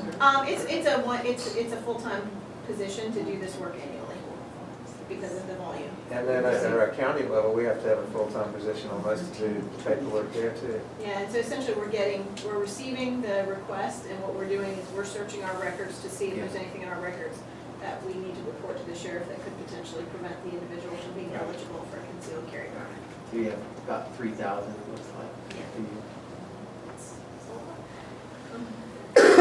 That's actually FY to date, so it's closer to. Does that require requesting records, or can you, do you look at? We're claims searching the data? records that we have. That's what we're searching the records that are in our possession, because we were a provider of services for so long, and we have to maintain those records. So we are searching the records that we have in our possession. We also, there have been providers that have gone out of business, and we are the last sort of, we're the record holder of last resort when a provider goes out of business and departs, and we've had multiple situations where we've received phone calls from landlords, whoever. I mean, this is not uncommon, this is not just unique to us. I mean, Mom can tell you it happens all over the state. Providers go out of business, and then you get a call from the landlord that says, hey, we're not sure what to do with this, but there are, 170 boxes of what look like really kind of private medical records here, and your name's on a lot of them, so if you wanna maybe come pick them up. So we are in possession of a lot of those, and we have to search those, I'm sure. And we're trying to get through those New River ones too. There's a 5-county, Yes. and we're paying storage on that right now, so. Yes. we've got to work on that too. And we have a lot of archived records, so we've got the board minutes, of course, we've got all the administration records. HR records we've maintained for 30 years, that's a local government thing. The New River, as Billy mentioned, those are maintained by Watauga County, not by us, so we don't have those in board minutes. And then we have a lot of client clinical records that have been scanned and stored, and we have a whole lot of boxes still at Iron Mountain that were. We inherited a lot of records that we are still trying to get a handle on. And we've got a storage warehouse. We do, in Waynesville, and We'll bring you some New River stuff. we can talk about that. And then some other work that the team does is related to policies. You can see by quarter, and reported internal incidents. And this would be either through our ethics point or through our old privacy and security reporting form. And that's slide 38. Yep. So that shows you the types of privacy and security incidents we've had during this time frame, quarter 1 and quarter 2 of this fiscal year. And these are some external or undetermined where it came in and we're not sure where it came from. Ethics point reports, that's our internal and external compliance reporting hotline, allows people to report anonymously. You can see the statistics there. And Andrea already talked to you about audits, so I'm not going to duplicate that. And then the last slides have to do with the amount of communications back and forth between the department and us, just to give you a sense of the volume of that work. And then there are some numbers at the end around claims denial reconsiderations, sanctions reconsiderations, overpayment reconsiderations, and member appeals. And I think Dr. Puckett did a lot of that work for you. So unless you have any questions, I turn it over to Allison so she can go through the marketing report. Sounds great. Welcome, Allison. Thank you. The floor is yours. Thank you all for having me. Stephen, do you have my presentation? Thank you. We can go through the first few slides pretty quickly. They're about the same as the others. We'll just touch on the, yeah, you got it. Which one, this one? Yeah, you're on it. Nope, that's not it. Yeah, There it is. yeah. I just didn't recognize the title, sorry. Right, yeah, so if we could go on to media outreach. So again, just, building on the existing media relationships that we have, developing new connections. You can see the number of news releases that we have put out since 2014. We've increased significantly over that year to year. And then if you go to the next slide on media advisories, we've also jumped pretty high on that one as well. So the news media articles on the next slide, as I had mentioned in the last report, we've seen a steady increase. 2017, we more than doubled the number of news articles that we were mentioned in, which was pretty incredible. To date, this year, we've been in 59 articles. So Watauga is, we're getting a lot of coverage in Watauga County. Compared to last year, it's pretty interesting because last year Buncombe County, we had the highest number of articles in Buncombe County. We had 55 there, and Watauga didn't even register as one of the top 5 counties. So it's a pretty interesting mix there. We can go to the next slide. That just touches on the different topics. And just keep in mind, this is not necessarily, when you see these topics, it's not necessarily the content that we are putting out. It's content, we can be approached by media to provide a quote or to provide some sort of data or any sort of information regarding these different issues. The opioid epidemic in particular, that's one where we're contacted. Reporters reach out to us frequently to comment on that. So that's a big one. Where would Cardinal be under this? Other. And that was actually the salary and the Cardinal, the changing of the board. That was one that was in which all of the MCOs were mentioned. So. Yes, we are not Cardinal. Right. Yeah, so we can, we'll move on now to our digital marketing and our website. So what you see here are our top landing pages and our top exit pages. So the landing pages are where people start on our website. The exit pages are where they leave. What you'll see is there are some consistencies across there. So what that shows us is that people are actually able to find what they're looking for on our website. That's a good sign to us. It indicates that it's relatively easy for them to move around our website and find the information that they need. So that's a positive for us. Our mobile users from February to March, 20% of the total visitors access the site with a mobile device. So that's pretty steady. Last year it was about 24%. So that just reinforces our understanding that we really need to make sure that all of our content and our web design is mobile friendly and that it's optimized for mobile. And what you call a pad mobile or not? Or just phones? But it's smartphones primarily, yeah. Okay. Yeah. iPads specifically get tagged into that same category. Into the mobile? Yep. Okay, that's what I was asking. Thanks. So our mobile users in the past 60 days, now this is different. This is our new users. So someone who's never been to the website before, 72% of them accessed our site via a mobile device. So again, like the slide says, it underscores the growing need to ensure that our content is mobile friendly. It's really interesting. That percentage is up in from 2017. It was 56%. So we've seen a little jump in that. We'll just a few highlights of what the pages that were most visited by the mobile users.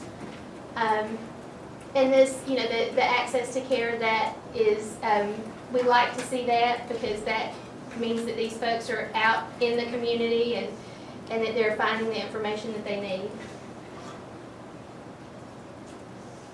And this is, I'm always intrigued to see what days of the week people access our website the most. And Google Analytics, it's really a wealth of information. So this has been consistent for us since we redesigned the website. Tuesdays are our heaviest traffic days. So that's it's good information for us to know, because that way we know when it's best for us to be updating the website and putting up new content for people to keep things fresh. And so the web traffic, this is for March. these are pages that saw an increase in traffic, and you can see the percentage of increase for quite a few of them. A lot of trainings and a lot of information about news archives and events. So I think they're looking up these things at work, since they're all during the work week rather than on the weekend. during the work week and on their and then on their Lunch break or on their whatever. laptops or on their desktop computers. Yep. So how many applications did you get for that staff accounting? How many what? How many applications did you get off of that? Oh, I'm not really sure. We'll have to check with HR. But we did just refresh our careers page.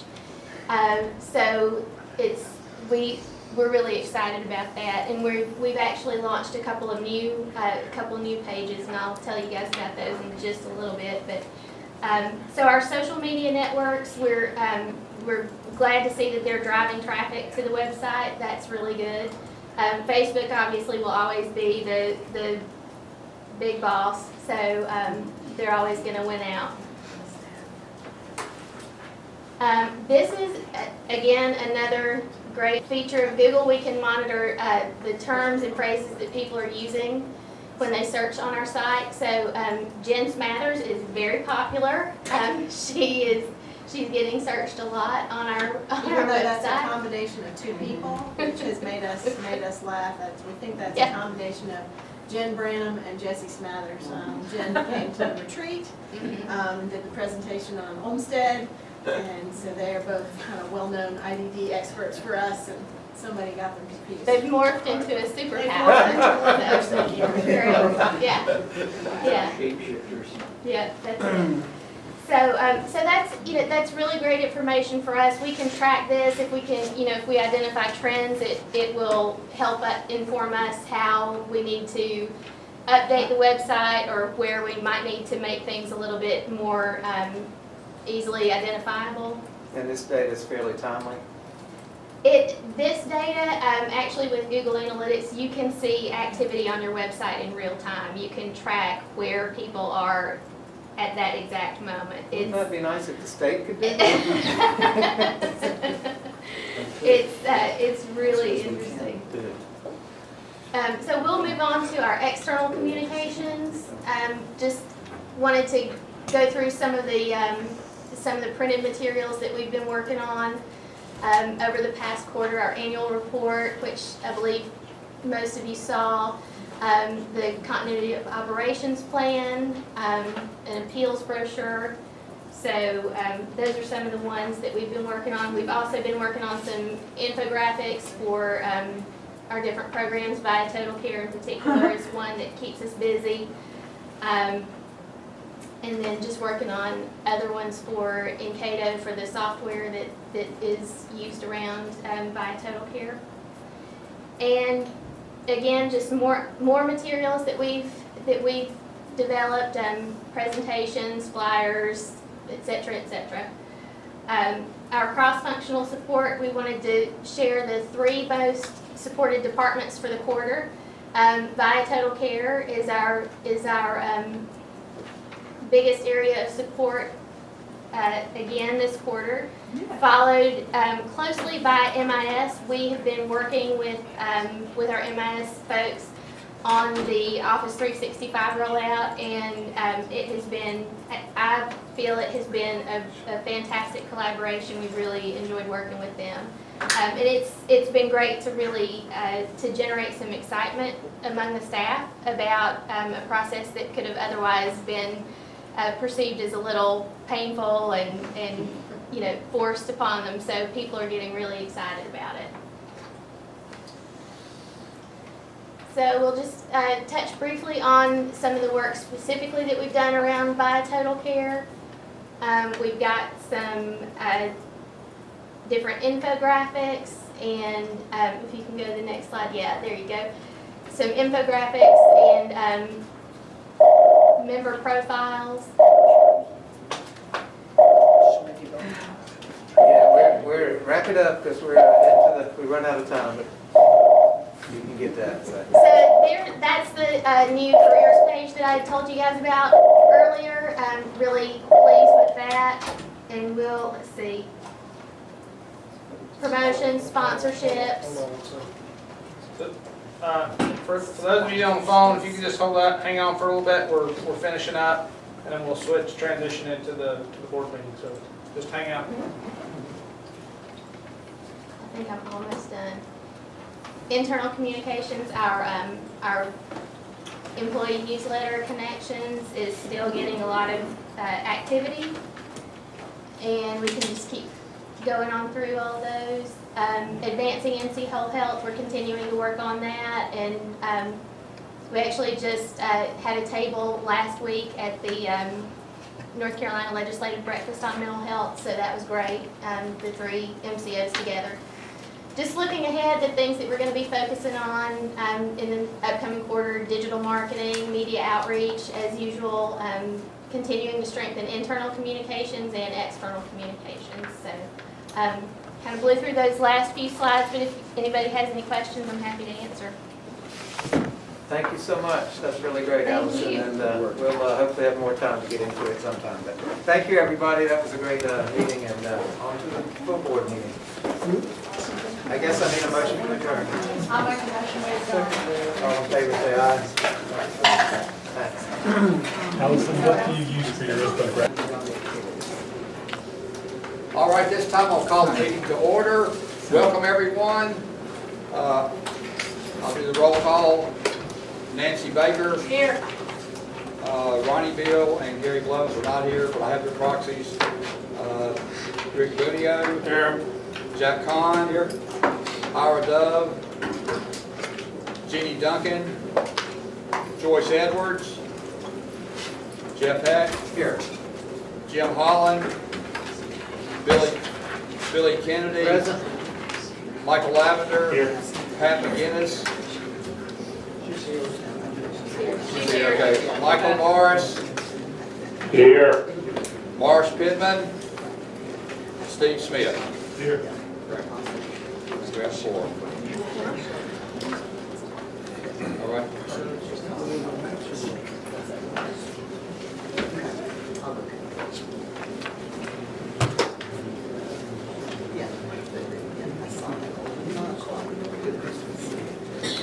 All right, we have 2 speakers for public comment. I'll call on first Mary Short.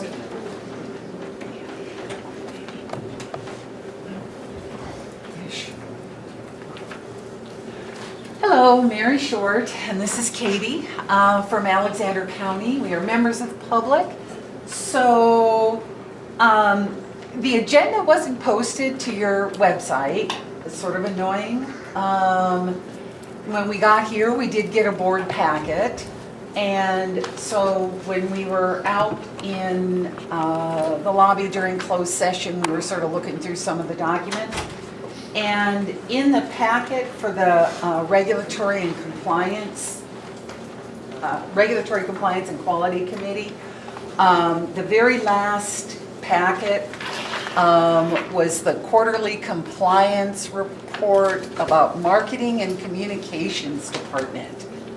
So as I was looking through this thing, I thought, well, I don't know who it is you think you have to market yourself to. We're all sort of forced into the MCO, but whatever. So we get to this fun part called promotions and sponsorship. And at the meeting just now, they kind of skipped over this slide on page 16 with the t-shirts and the cups and the pins. And I just find this kind of fascinating. I mean, you know, this is tax dollars, right?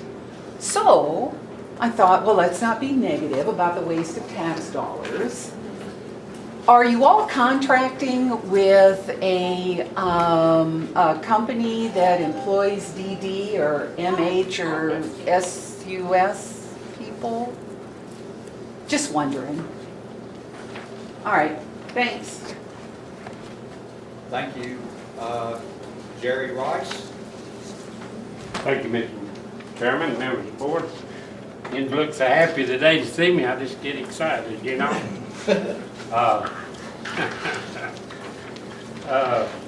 Well, I'm backtracking to my public comment from the last week or the several times about public information. And the attorney has my letters that I've requested and things. He's not got back with me on the last one, but I find it very ironic that Vaya seems to be number one in a lot of things, but public information is like 0.1% compared to the others. And when I talk about others, I'm talking about all the MCOs. Since I last come, I have checked with all the MCOs.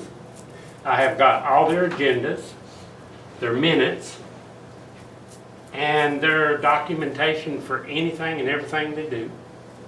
I can call, I've emailed, I have actually went to their website, and it's phenomenal for me to be able to pull up whatever I want or get what I want. And you don't have to, I've even got on the agenda to be sent and notified for the meetings, as well as the agenda packet of 150 pages from these folks. So when it goes to Vaya's website, forget it. You don't get nothing, period, nothing. Well, no, I said 0.1%, didn't I? You get 16 and 17 years of some financial information, but it is pathetic when you look at your website. And it's supposed to be on the web today, like Mary was talking. It is not there. I got notified, Mary didn't get notified. So if you're going to do a public relations and you're going to reach out to people, reach out to real people. I'm a real person. And I think that you need to have this conversation in public, what you're going to do with your website and the agenda packet, the minutes. I have got 5 years worth of information on everyone that I have contacted. These folks, and you know what? This is amazing. I never had to talk to one attorney or an MCO. I never had to talk to any high-level staff. None. The secretary done the job that I needed. I've not been asking for anything out of the ordinary. Just something suffice to the public. Now, you got tired of my obnoxious ways of asking and saying things, but you know, after 2 years asking, wouldn't you be obnoxious if you didn't get information? So, when it comes to MCOs, yous are on the bottom. On the bottom when it comes to public information. Now, let's see if you can improve and be on top. I'm not asking for no big something here. Just be equal to the rest of them. And we'll follow up next time and let's see how you do. I might even give you a rating at that point, if you do well. Now, if I can call the secretary, I'm going to give you a higher rating. If I have to call the attorney, no, we're going to take a lot of points away. So thank y'all very much. Thank you. Our next item is review and approval of the agenda and the prior meeting minutes. Has everyone had a chance to review the agenda for tonight and the minutes from February? Move we accept them as presented. Okay, we have a motion. Is there a second? I second. Thanks. All in favor say aye. Aye. Any opposed? Aye. It's unanimous. Okay, thank you, everyone. Conflict of interest disclosure, call on Tracy Hayes, our general counsel and CCO. There have been no new conflicts of interest reported since the last board meeting. If any board member has a new actual or perceived conflict of interest, you're welcome to report it now or come see me after the meeting. Thank you. Next item, I'll call on Brian Ingram to introduce our new Human Resources Director. Where is Patrick? He's down here beside me. There he is. How you doing, Patrick?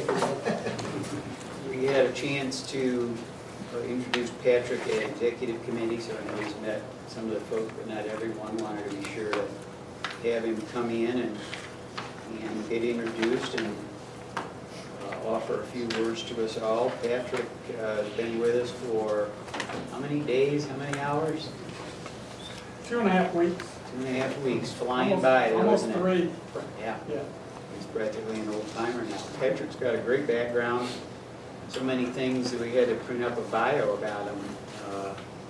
East Carolina guy. Who else is from East Carolina here? You wanna go to school there? No? No pirates? Yeah, I went to graduate school. Okay, well, we still got one.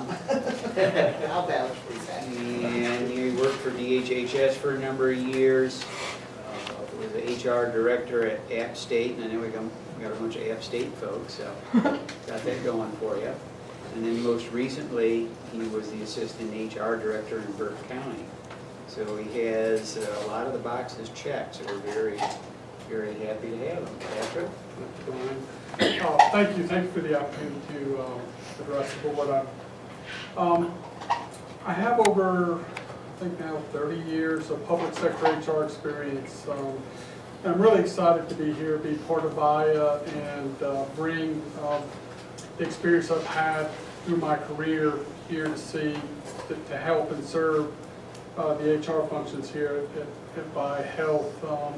As Brian had mentioned, as I was thinking about my experience, probably about 14 years of my experience has been supporting Health and Human Services programs with Department of Health and Human Services, where I worked there for about 6.5 years, and as I mentioned to some, about 2.5 years I was HR director of Bend Orthopedics Hospital, which gave me a real immersion into the delivery of mental health systems in an inpatient setting. And then I spent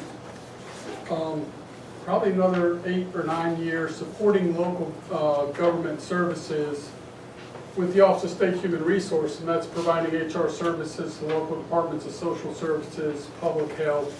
And this was back in early 2000, right when mental health reform was coming in, from area programs to then LMEs, and supporting local DSS directors and public health directors. And as I think about my career, those have always been the exciting times of supporting folks engaged in providing mental health services, substance abuse, and developmental disability services. And so not only am I excited to be HR director from a professional standpoint, but I also have a passion for the clients and the services provided to folks in the state of North Carolina. So I am excited to have this opportunity and to be part of Vaya. So thank you. Welcome. Thank you. Go out. Next item I'd like to report is the Spring Policy Forum is on schedule for June 11th and 12th in Raleigh. So if you're interested in attending, please mark your calendars. That's the Spring Policy Forum. All right, this time we'll call on our Chief Executive Officer, Brian Ingram.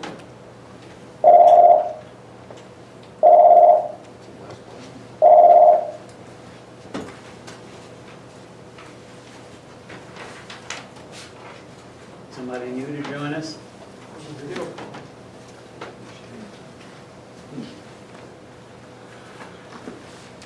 Somebody just joined the call? This is Jeannie Geiger. I'm sorry, I've been looking for the call-in number for 20 minutes, and thank you, Brooklyn, for sending it to me. You're welcome. Okay. Thanks, Jeannie. I just drove in from DC and just got here about 40 minutes ago, so I'll be there, but I'm on the phone at least, so. All right.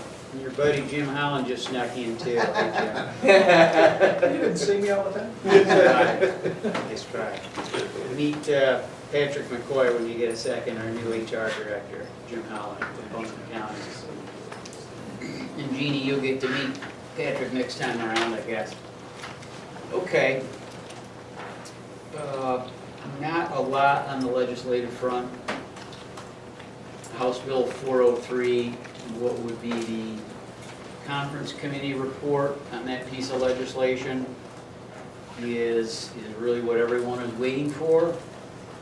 You know, there are two bills that did not pass over, so the way this has to work out legislatively is there's a conference committee that has to have a favorable report, and then it goes for a vote. That's the big deal that everybody's waiting for. And why is that important? It's the linchpin for the department to go ahead with the integration of behavioral health, in this case, with physical health. They do have the authority with the waiver to go ahead and do managed care on the physical health side. But it would change moving the population of mild to moderate, and again, this is the same language we've been using. What that population would be like exactly is a little difficult to say. The draft language that we have, that has been shared with us, alternates between talking about characteristics of people and diagnoses, and then again it refers to services, which don't always line up perfectly, but at some point somebody will have to say, okay, this is good enough. At any rate, it's a group of people that we now manage the care for, because we're responsible for all behavioral health services, management, and payment. So they'd be taking a part of our population, moving it over into standard plans, which are essentially the physical health managed care plans that would be contracted to commercial plans or PHPs. So without that legislation enabling that, it can't go forward with integration. The legislation, as you remember, got real close in, I think it was January or February, within a couple of days, and then blew up. And the department did not want to go ahead without integration, so we're going back at it again. And the short session begins May 16th, and let's see, Dr. Heck reported that the short session is going to be, what, 28 days long? They said, I'm not saying it's gonna be. Yeah. So if it happens, you heard it first here. Yeah, well, a lot of times they do hope for not being in Raleigh a long time. I think the Medicaid stuff is acknowledged as something that has to get done. And the group of legislative leaders that were the lead negotiators, I think to a person, understand that there is a responsibility for the General Assembly to act on this, and hopefully act on it soon in the session. So we're on hold for that, and of course it's all the same set of issues. When you begin to define what's going to be happening in the standard plan, tinker around with our population a little bit, politically no one wants to give something up unless you're going to get something. So if we're defining the standard plan by changes to the existing LME MCO world, then how much can we say about that LME MCO world going forward? On the Senate side, they would probably be happy with a 2-page bill. It would give a lot of authority to the department. On the House side, they're much more interested in more explicit language that defines things more closely, so you have a lot of that, which is what I've been reporting to you regularly. Right, from just a simplistic view, trying to boil it down into the basic issue, isn't the real issue, if they do that, what is the dividing line of the monies, mild to moderate versus special populations? Yeah. And there's not a current formula, there's not even a current designation for that, is that? It's not very clear at all. So, you're taking, and we've tried to model this based on the white papers that the state has put out, and have a lot of problem coming up with the same numbers that they do using their descriptions. We've asked the state for some sort of clarification on that. I've asked so many times, it's very hard to say. So what does it boil down to? Some of the people that are in our capitation that we manage the care for are going to go into a different type of plan. What happens about, so that's standard plan. Tailored plan, is the specialty plan, if you will, which would be integrated care for a higher risk population that we would manage. Much different capitation for us, much different risk pool. So has anyone, either the LMEs or the state, done the actuarial analysis of what that might be, or is that? If the state has done it, they haven't shared it with anyone, and we've asked repeatedly. We can't even really get to the point of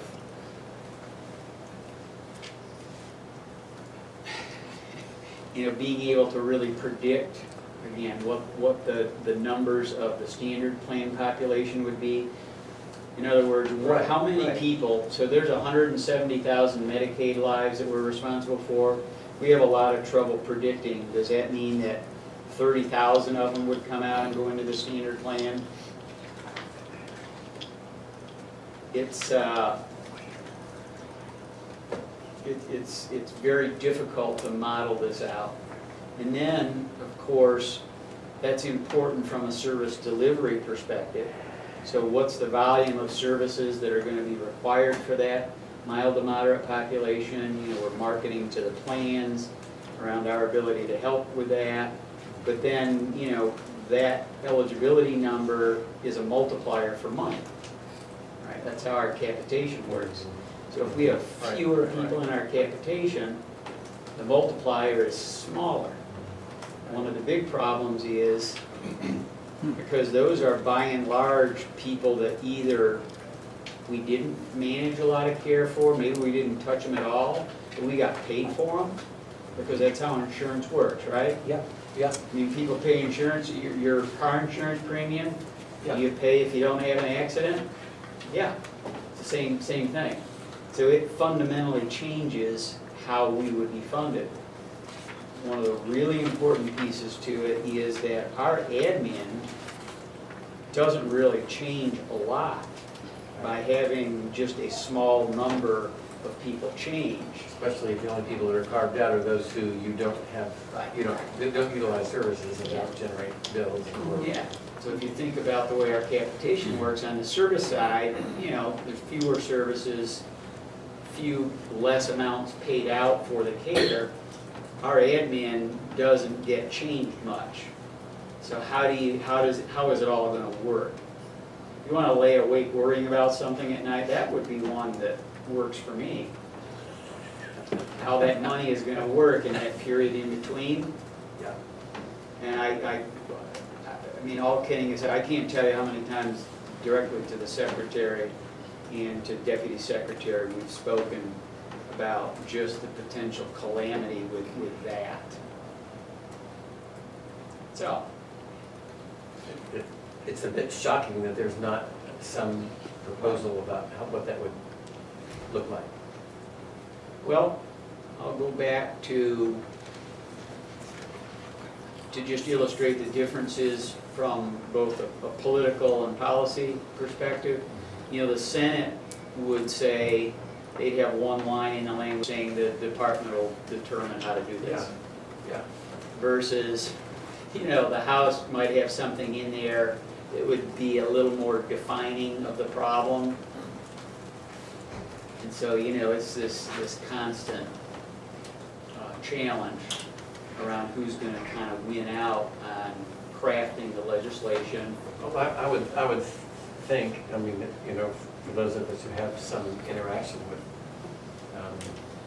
the General Assembly members, is that the best thing for the LME MCOs is that it should be done by professionals. It should be done by DHS, right? Well, using. They contract with Mercer for actuarial services. So that they would be, and Minette is the consulting group that's actually helping them with this stuff. Well, and then, are you saying by conclusion that yes, it would be better? Yeah, this is very complicated stuff. I don't see how members of the General Assembly could actually come up with any helpful language. It would have to do more with, for example, recognizing that that this is a short-term issue that could have, catastrophic if it's done incorrectly. Yeah. So for example, the House may say, you have to report back to us. You just don't go do it. You report back to us on how you're going to do it, and then we would approve that. I mean, it'd be that kind of thing. Yeah. Oversight and authority.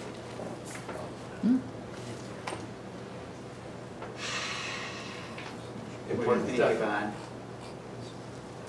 No comment? Sorry. I guess we could kind of end there. Well, we put on DMA capitation rate, and we heard about this in Finance Committee. We can talk about it some more, we're really up to our eyeballs with, I'd say, negotiating. Let's see, when you ask for something and the other people say no, no, and no, is that negotiating? Would that fit the definition? No. Maybe I'm not using the right term.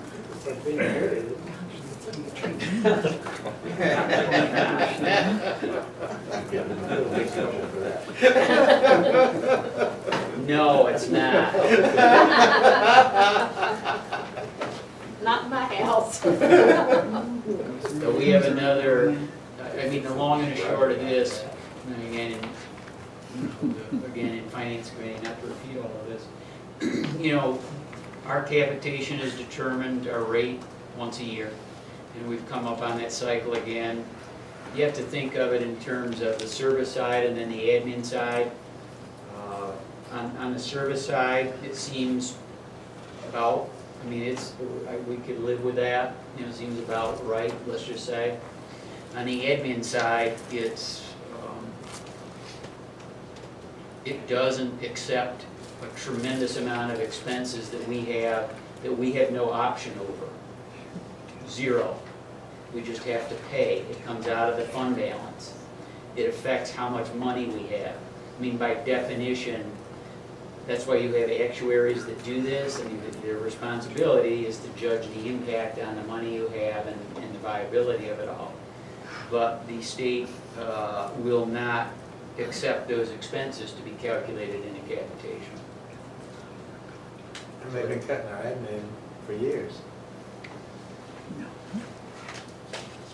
We're having maybe one last negotiation tomorrow morning on this at 9:30. And we're all the way at the level of, Deputy Secretary and the CFO for DMA, so. And that will, of course, have a significant impact on our budget. We're in the beginning phase of that budget, so all of this is going to be a big snowball rolling downhill soon.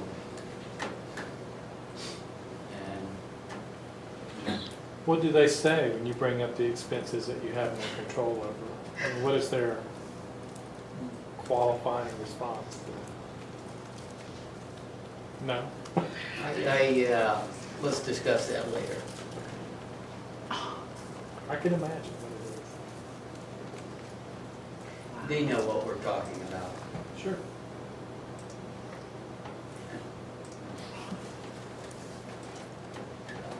I will give Clark a lot of credit. He's able to cite chapter and verse and whatever the big pile of papers are you keep referring to on what is that? Well, there's the actuarial statement of practice,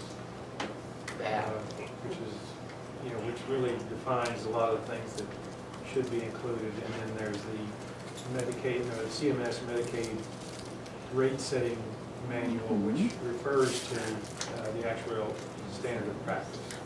Is federal legislation? It's or rules? Rules, I would say. Federal. Yes.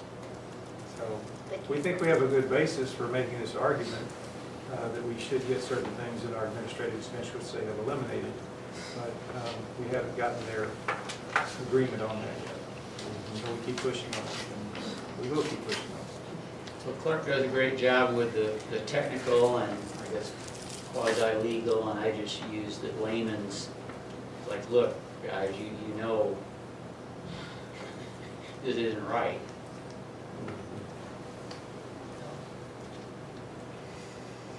And, Coalition, we have a meeting coming up next week.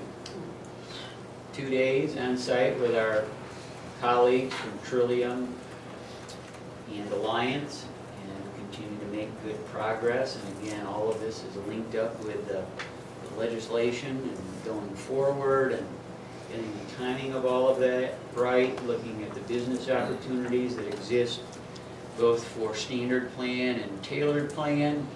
And it's like you can really see things heating up with the interest of several commercial health plans in the coalition. And they, before, kind of thought, well, yeah, that's kind of an interesting thing they're doing. I think now, from more of a business perspective, we have recognition of the potential. So the conversations have become more significant.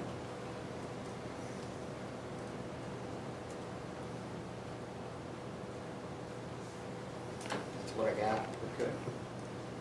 All right, at this time, we have a closed session pursuant to North Carolina General Statute 143, 318, 11A1, in order to prevent disclosure of competitive health care information that is privileged or confidential pursuant to North Carolina General Statute 122C to 126.1, or not considered a public record within the meaning of Chapter 132 of the General Statutes, or to consult with attorneys pursuant to North Carolina General Statute 143, 318, 11A3.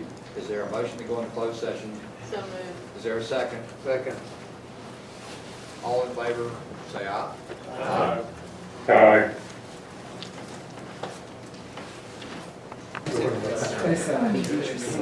Okay, our next item of business is report of the Finance Committee and the Chief Finance Officer, call on Clark Phillip. Thank you, Rick. I'll go through the packet fairly quickly. The first two documents in your packet are the current ratios and the defensive intervals for Vaya Health at the end of February. You'll note that in both instances, on both documents, we exceed the compliance requirement by a substantial margin. If there are no further questions, I'll move on to the third document, document 3, which is the Medicaid medical loss ratio. There's a compliance requirement of a minimum of 85%. You can see that we exceed that requirement as well. Services contribute about 86% of the 90.1%.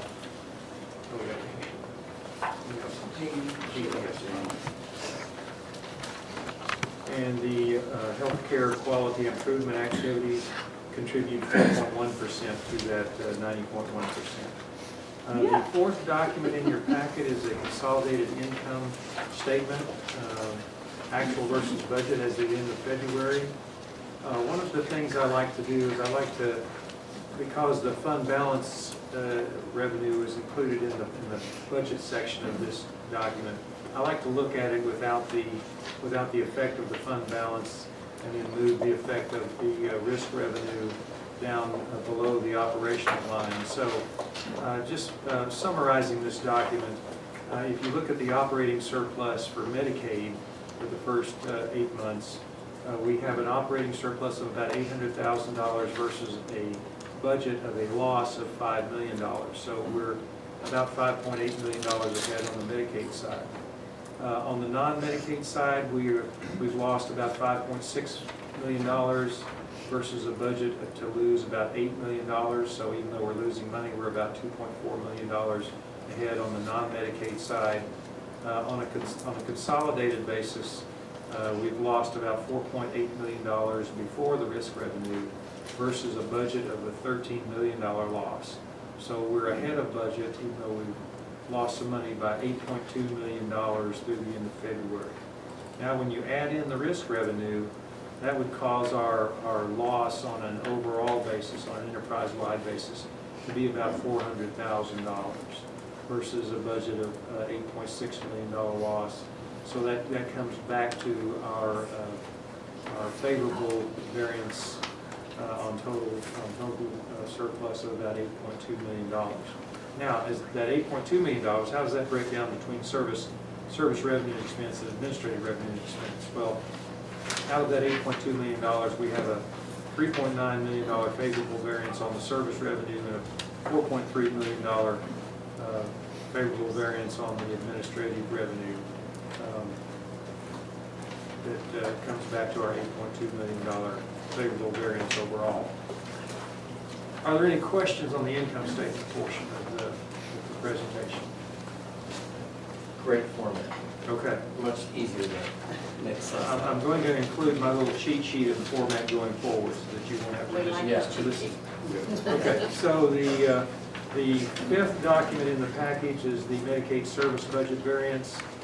I think the big story here is that overall we're about $2.75 per member per month favorable on the service variance. Almost $1 of that comes out of the Medicaid B side, and almost $2 comes out of the innovation services. If there are no questions on the Medicaid service budget variance, we'll move on to the comparative balance sheet, which is document number 6. It's a 2-page document. You can see that our change in the total assets is a positive $807,000 versus an increase in the total liabilities of about $2 million. This kind of relates back to the first 2 documents, so we did see that our current ratio and our cash decreased during the year. This is generally why. And you'll see a more detailed, on document number 7, you'll see a more detailed explanation of why the cash decreased the way it did. So in most of that, a lot of that comes from the operating loss that we've incurred year to date, $4.8 million before risk revenue. And there's a minor amount of the other changes in all of the other balance sheet accounts of about $33,000. So that makes up the $4.8 million decrease in cash. And so the committee approved the financial dashboards and reports.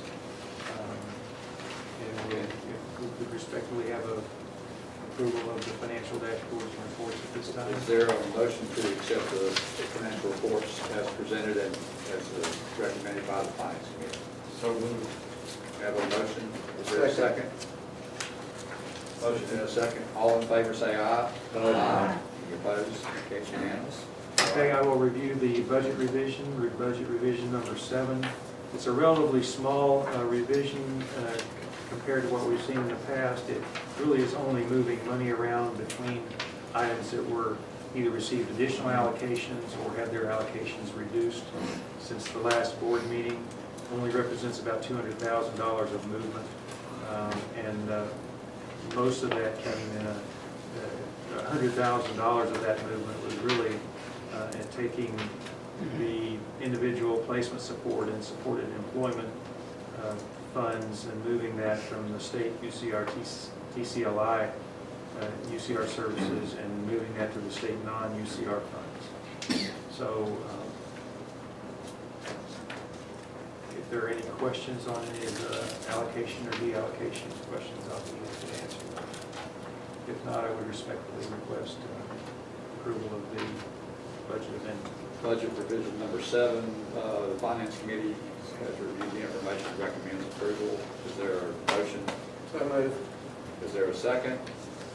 Second. Michael Lavender, second. All in favor say aye.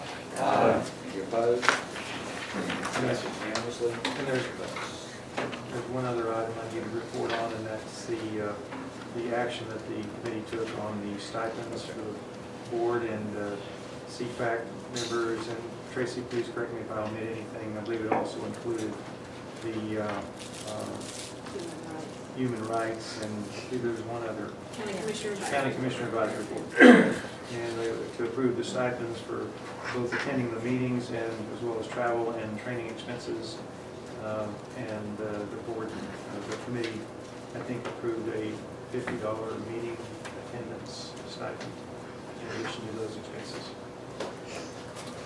Is there, the Finance Committee recommended it, is there a motion to approve? I make a motion. All right, there's a motion, is there a second? I'm not sure I understand this. Somebody explain this to me.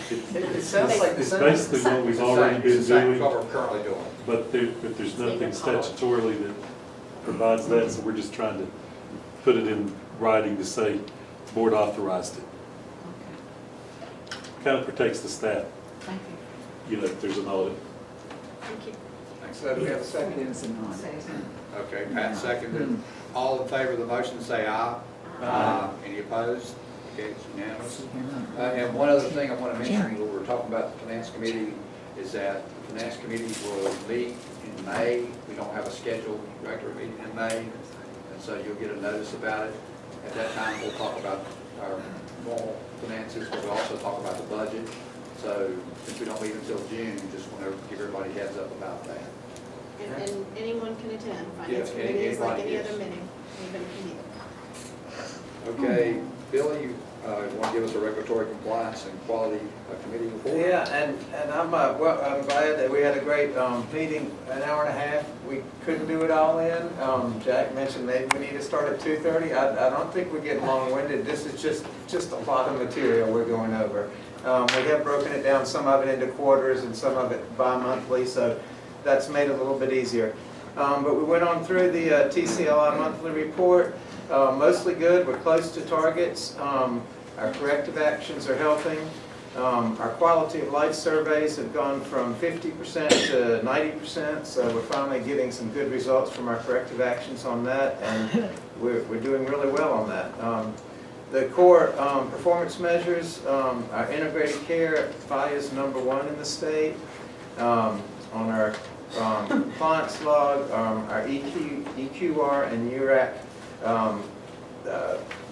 say it's the licensing or whatever, we're at 97%, so we're looking really good on both of those accrediting agencies. Readmits are still rising. We're still trying to figure that out, looking into why we're getting some readmits into the hospital. On the IDD quarterly report, we've got all of our slots will be filled. We're doing good at finding those. Our member appeals quarterly report is trending normal. That's progress. So we're looking at that good, and you can see that there's some outliers, but mainly we're doing real well on that. Legal and compliance report, 90% of NC tops, so we're doing really well on that too, that program. And then we had a communications quarterly report. Unfortunately, Allison didn't have much time since we were running over, but the mobile use is up, new pages, the social media is driving traffic to the website, the Vaya Total Care and the infographics we've got out. Just a recap of some of what you said, 2018 growth, our web traffic on member rights grew 500%, calendar events 400%, news archive 300%, everything's over 200%, so we're really getting some good outreach in that too. And then on the same thing, I've mentioned the integrated care, but Vaya ranked highest among all MCOs for each of the 3 months. So that's our report, and I encourage you to read all that's in your packet. It's a lot of information, but the team's been really good about trying to focus that information so we can look at it, and we're trying to do it in a timely fashion. So thank you. That's my report. All right, Pat, Consumer and Family Advisory Committee report. We held local meetings in March, Lenore the 12th, got rescheduled to the 26th, Silva March 13th, Asheville the 19th, then the 20th. We received info about Total Care and CEDO. Groups also continue strategizing about recruiting, retention, as well as the Vaya board position for a CFAC member with substance use experience. We also have received several new membership applications and are meeting visitors as a result of these recruitment efforts. And potential new members will be voted on during the May local meetings. New members will work with CFAC chairs and staff liaisons to complete orientation. Our steering committee, we had a great meeting in Lenore on April the 9th. Members received a budget update, discussed member recruitment and the annual business meeting agenda, as well as topics related to our CFAC Advocacy Day. I was really pleased. We don't normally have a lot of people come to Lenore, but everybody came. everybody just really seemed to enjoy themselves, and a lot of people that had never been to the Lenore office before. You know, even Mary Ann came all the way from Haywood, and it went really well. So we're also planning to participate in the first state local CPAC Advocacy Day in Raleigh on Tuesday, May the 22nd. It got moved from the day that we had first planned to go because that happened to turn out to be election day. So we're all still in the planning processes of that, but at last I checked, we had at least 9 people from CPAC planning to try to go to that. There will be a press conference held at noon in the park across from the legislative building. And CPAC wants to invite any of you board members who would like to attend and show support for our CPAC. And Rick, I heard that Susan Jenkins reached out to you and you might be coming with us. So any of the board members that would like to come, show your support for CPAC and the continuation of it, we'd like to extend an invitation to you. We're all looking forward to it. A little bit nervous, but we're going to get it worked out, just like Susan's a little bit nervous about. We're staying at the Holiday Inn, which is fairly close to the legislature, about maybe having to walk 4 blocks. And I told her, I said, Susan, if we need it, we'll figure out how to get a taxi cab for those 4 blocks. So it's going to be exciting, and we're looking forward to that. I hope some of you folks can come with us. Thanks, Pat. Jeannie, are you still with us? Can you give us the I am. Can you give us I'm here. a provider advisory council report? Yeah, I'll be quick. I know y'all are probably, you've been meeting a while now. We met on the 18th of April, and we're continuing to meet in our subcommittee meeting groups in the morning. Attendance is really continuing to increase at both the subcommittee groups as well as the larger PAC group. We had a full house this past month where we had to actually bring in more chairs. So in some ways I hope we don't outgrow the space we have, because it's really nice meeting space and pretty convenient for everyone. But we tend to have between, I think we had about 55 to 60 providers in attendance on the 18th. In the IDD subcommittee, we talked about, we had Jesse give us an update on the long-term community support new service. We used the IDD subcommittee to help Vaya in their implementation of that new service, and it went pretty smoothly. It worked out really well. One of the things I've had as a goal as a chair of that IDD subcommittee is to help providers understand in the IDD community how integrated care really does impact them, and how we can bring integrated care to quality improvement goals, and to have those providers start working on some goals related to integrated care.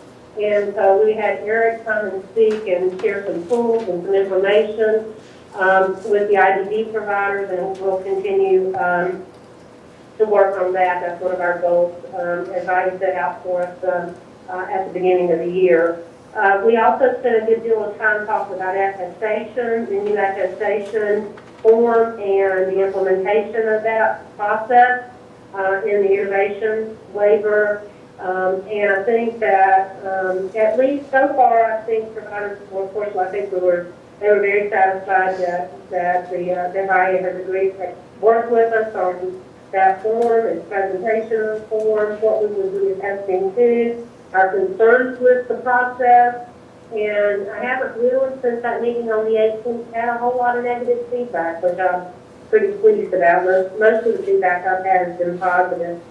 The mental health and substance use, both of those committees continue to work on, the mental health one is almost completed their tip sheet for IDD, for consumers who have a dual diagnosis of both mental health and IDD and have to either go to the hospital or the emergency room. They've been working on the tip sheet, and the substance use committee is working on the facts and myth sheet on medication-assisted treatment. And all of the products that we're working on that's applicable to the CPAC, we're really, really, really happy to have our CPAC membership attending. You know, we have representation that attends our PAC meeting, And those guys, we can send them the product back to them to review and give their feedback and before we process and send it on further. We came up with 2 pieces of information, including a survey that we have been working on for the Western North Carolina Substance Use Alliance, and we are referring that to the Communications Subcommittee of the Alliance for their continued work and input on that. In the afternoon, we had the Vaya staff presented quite a few pieces of information. I'm not sure, but I didn't hear them present on the provider satisfaction survey that was completed in November, December of last year, and I'm happy to report, if they haven't told you already, that Vaya's scores improved significantly from previous years. And we were number 1, our PAC, our Provider Advisory Council was number 1 in the state. Vaya actually set the benchmark for that of all the NCOs. Yay, yay, yay. So, and then one last thing, we have referred our bylaws for a change because as of this moment, I'm really an illegitimate president.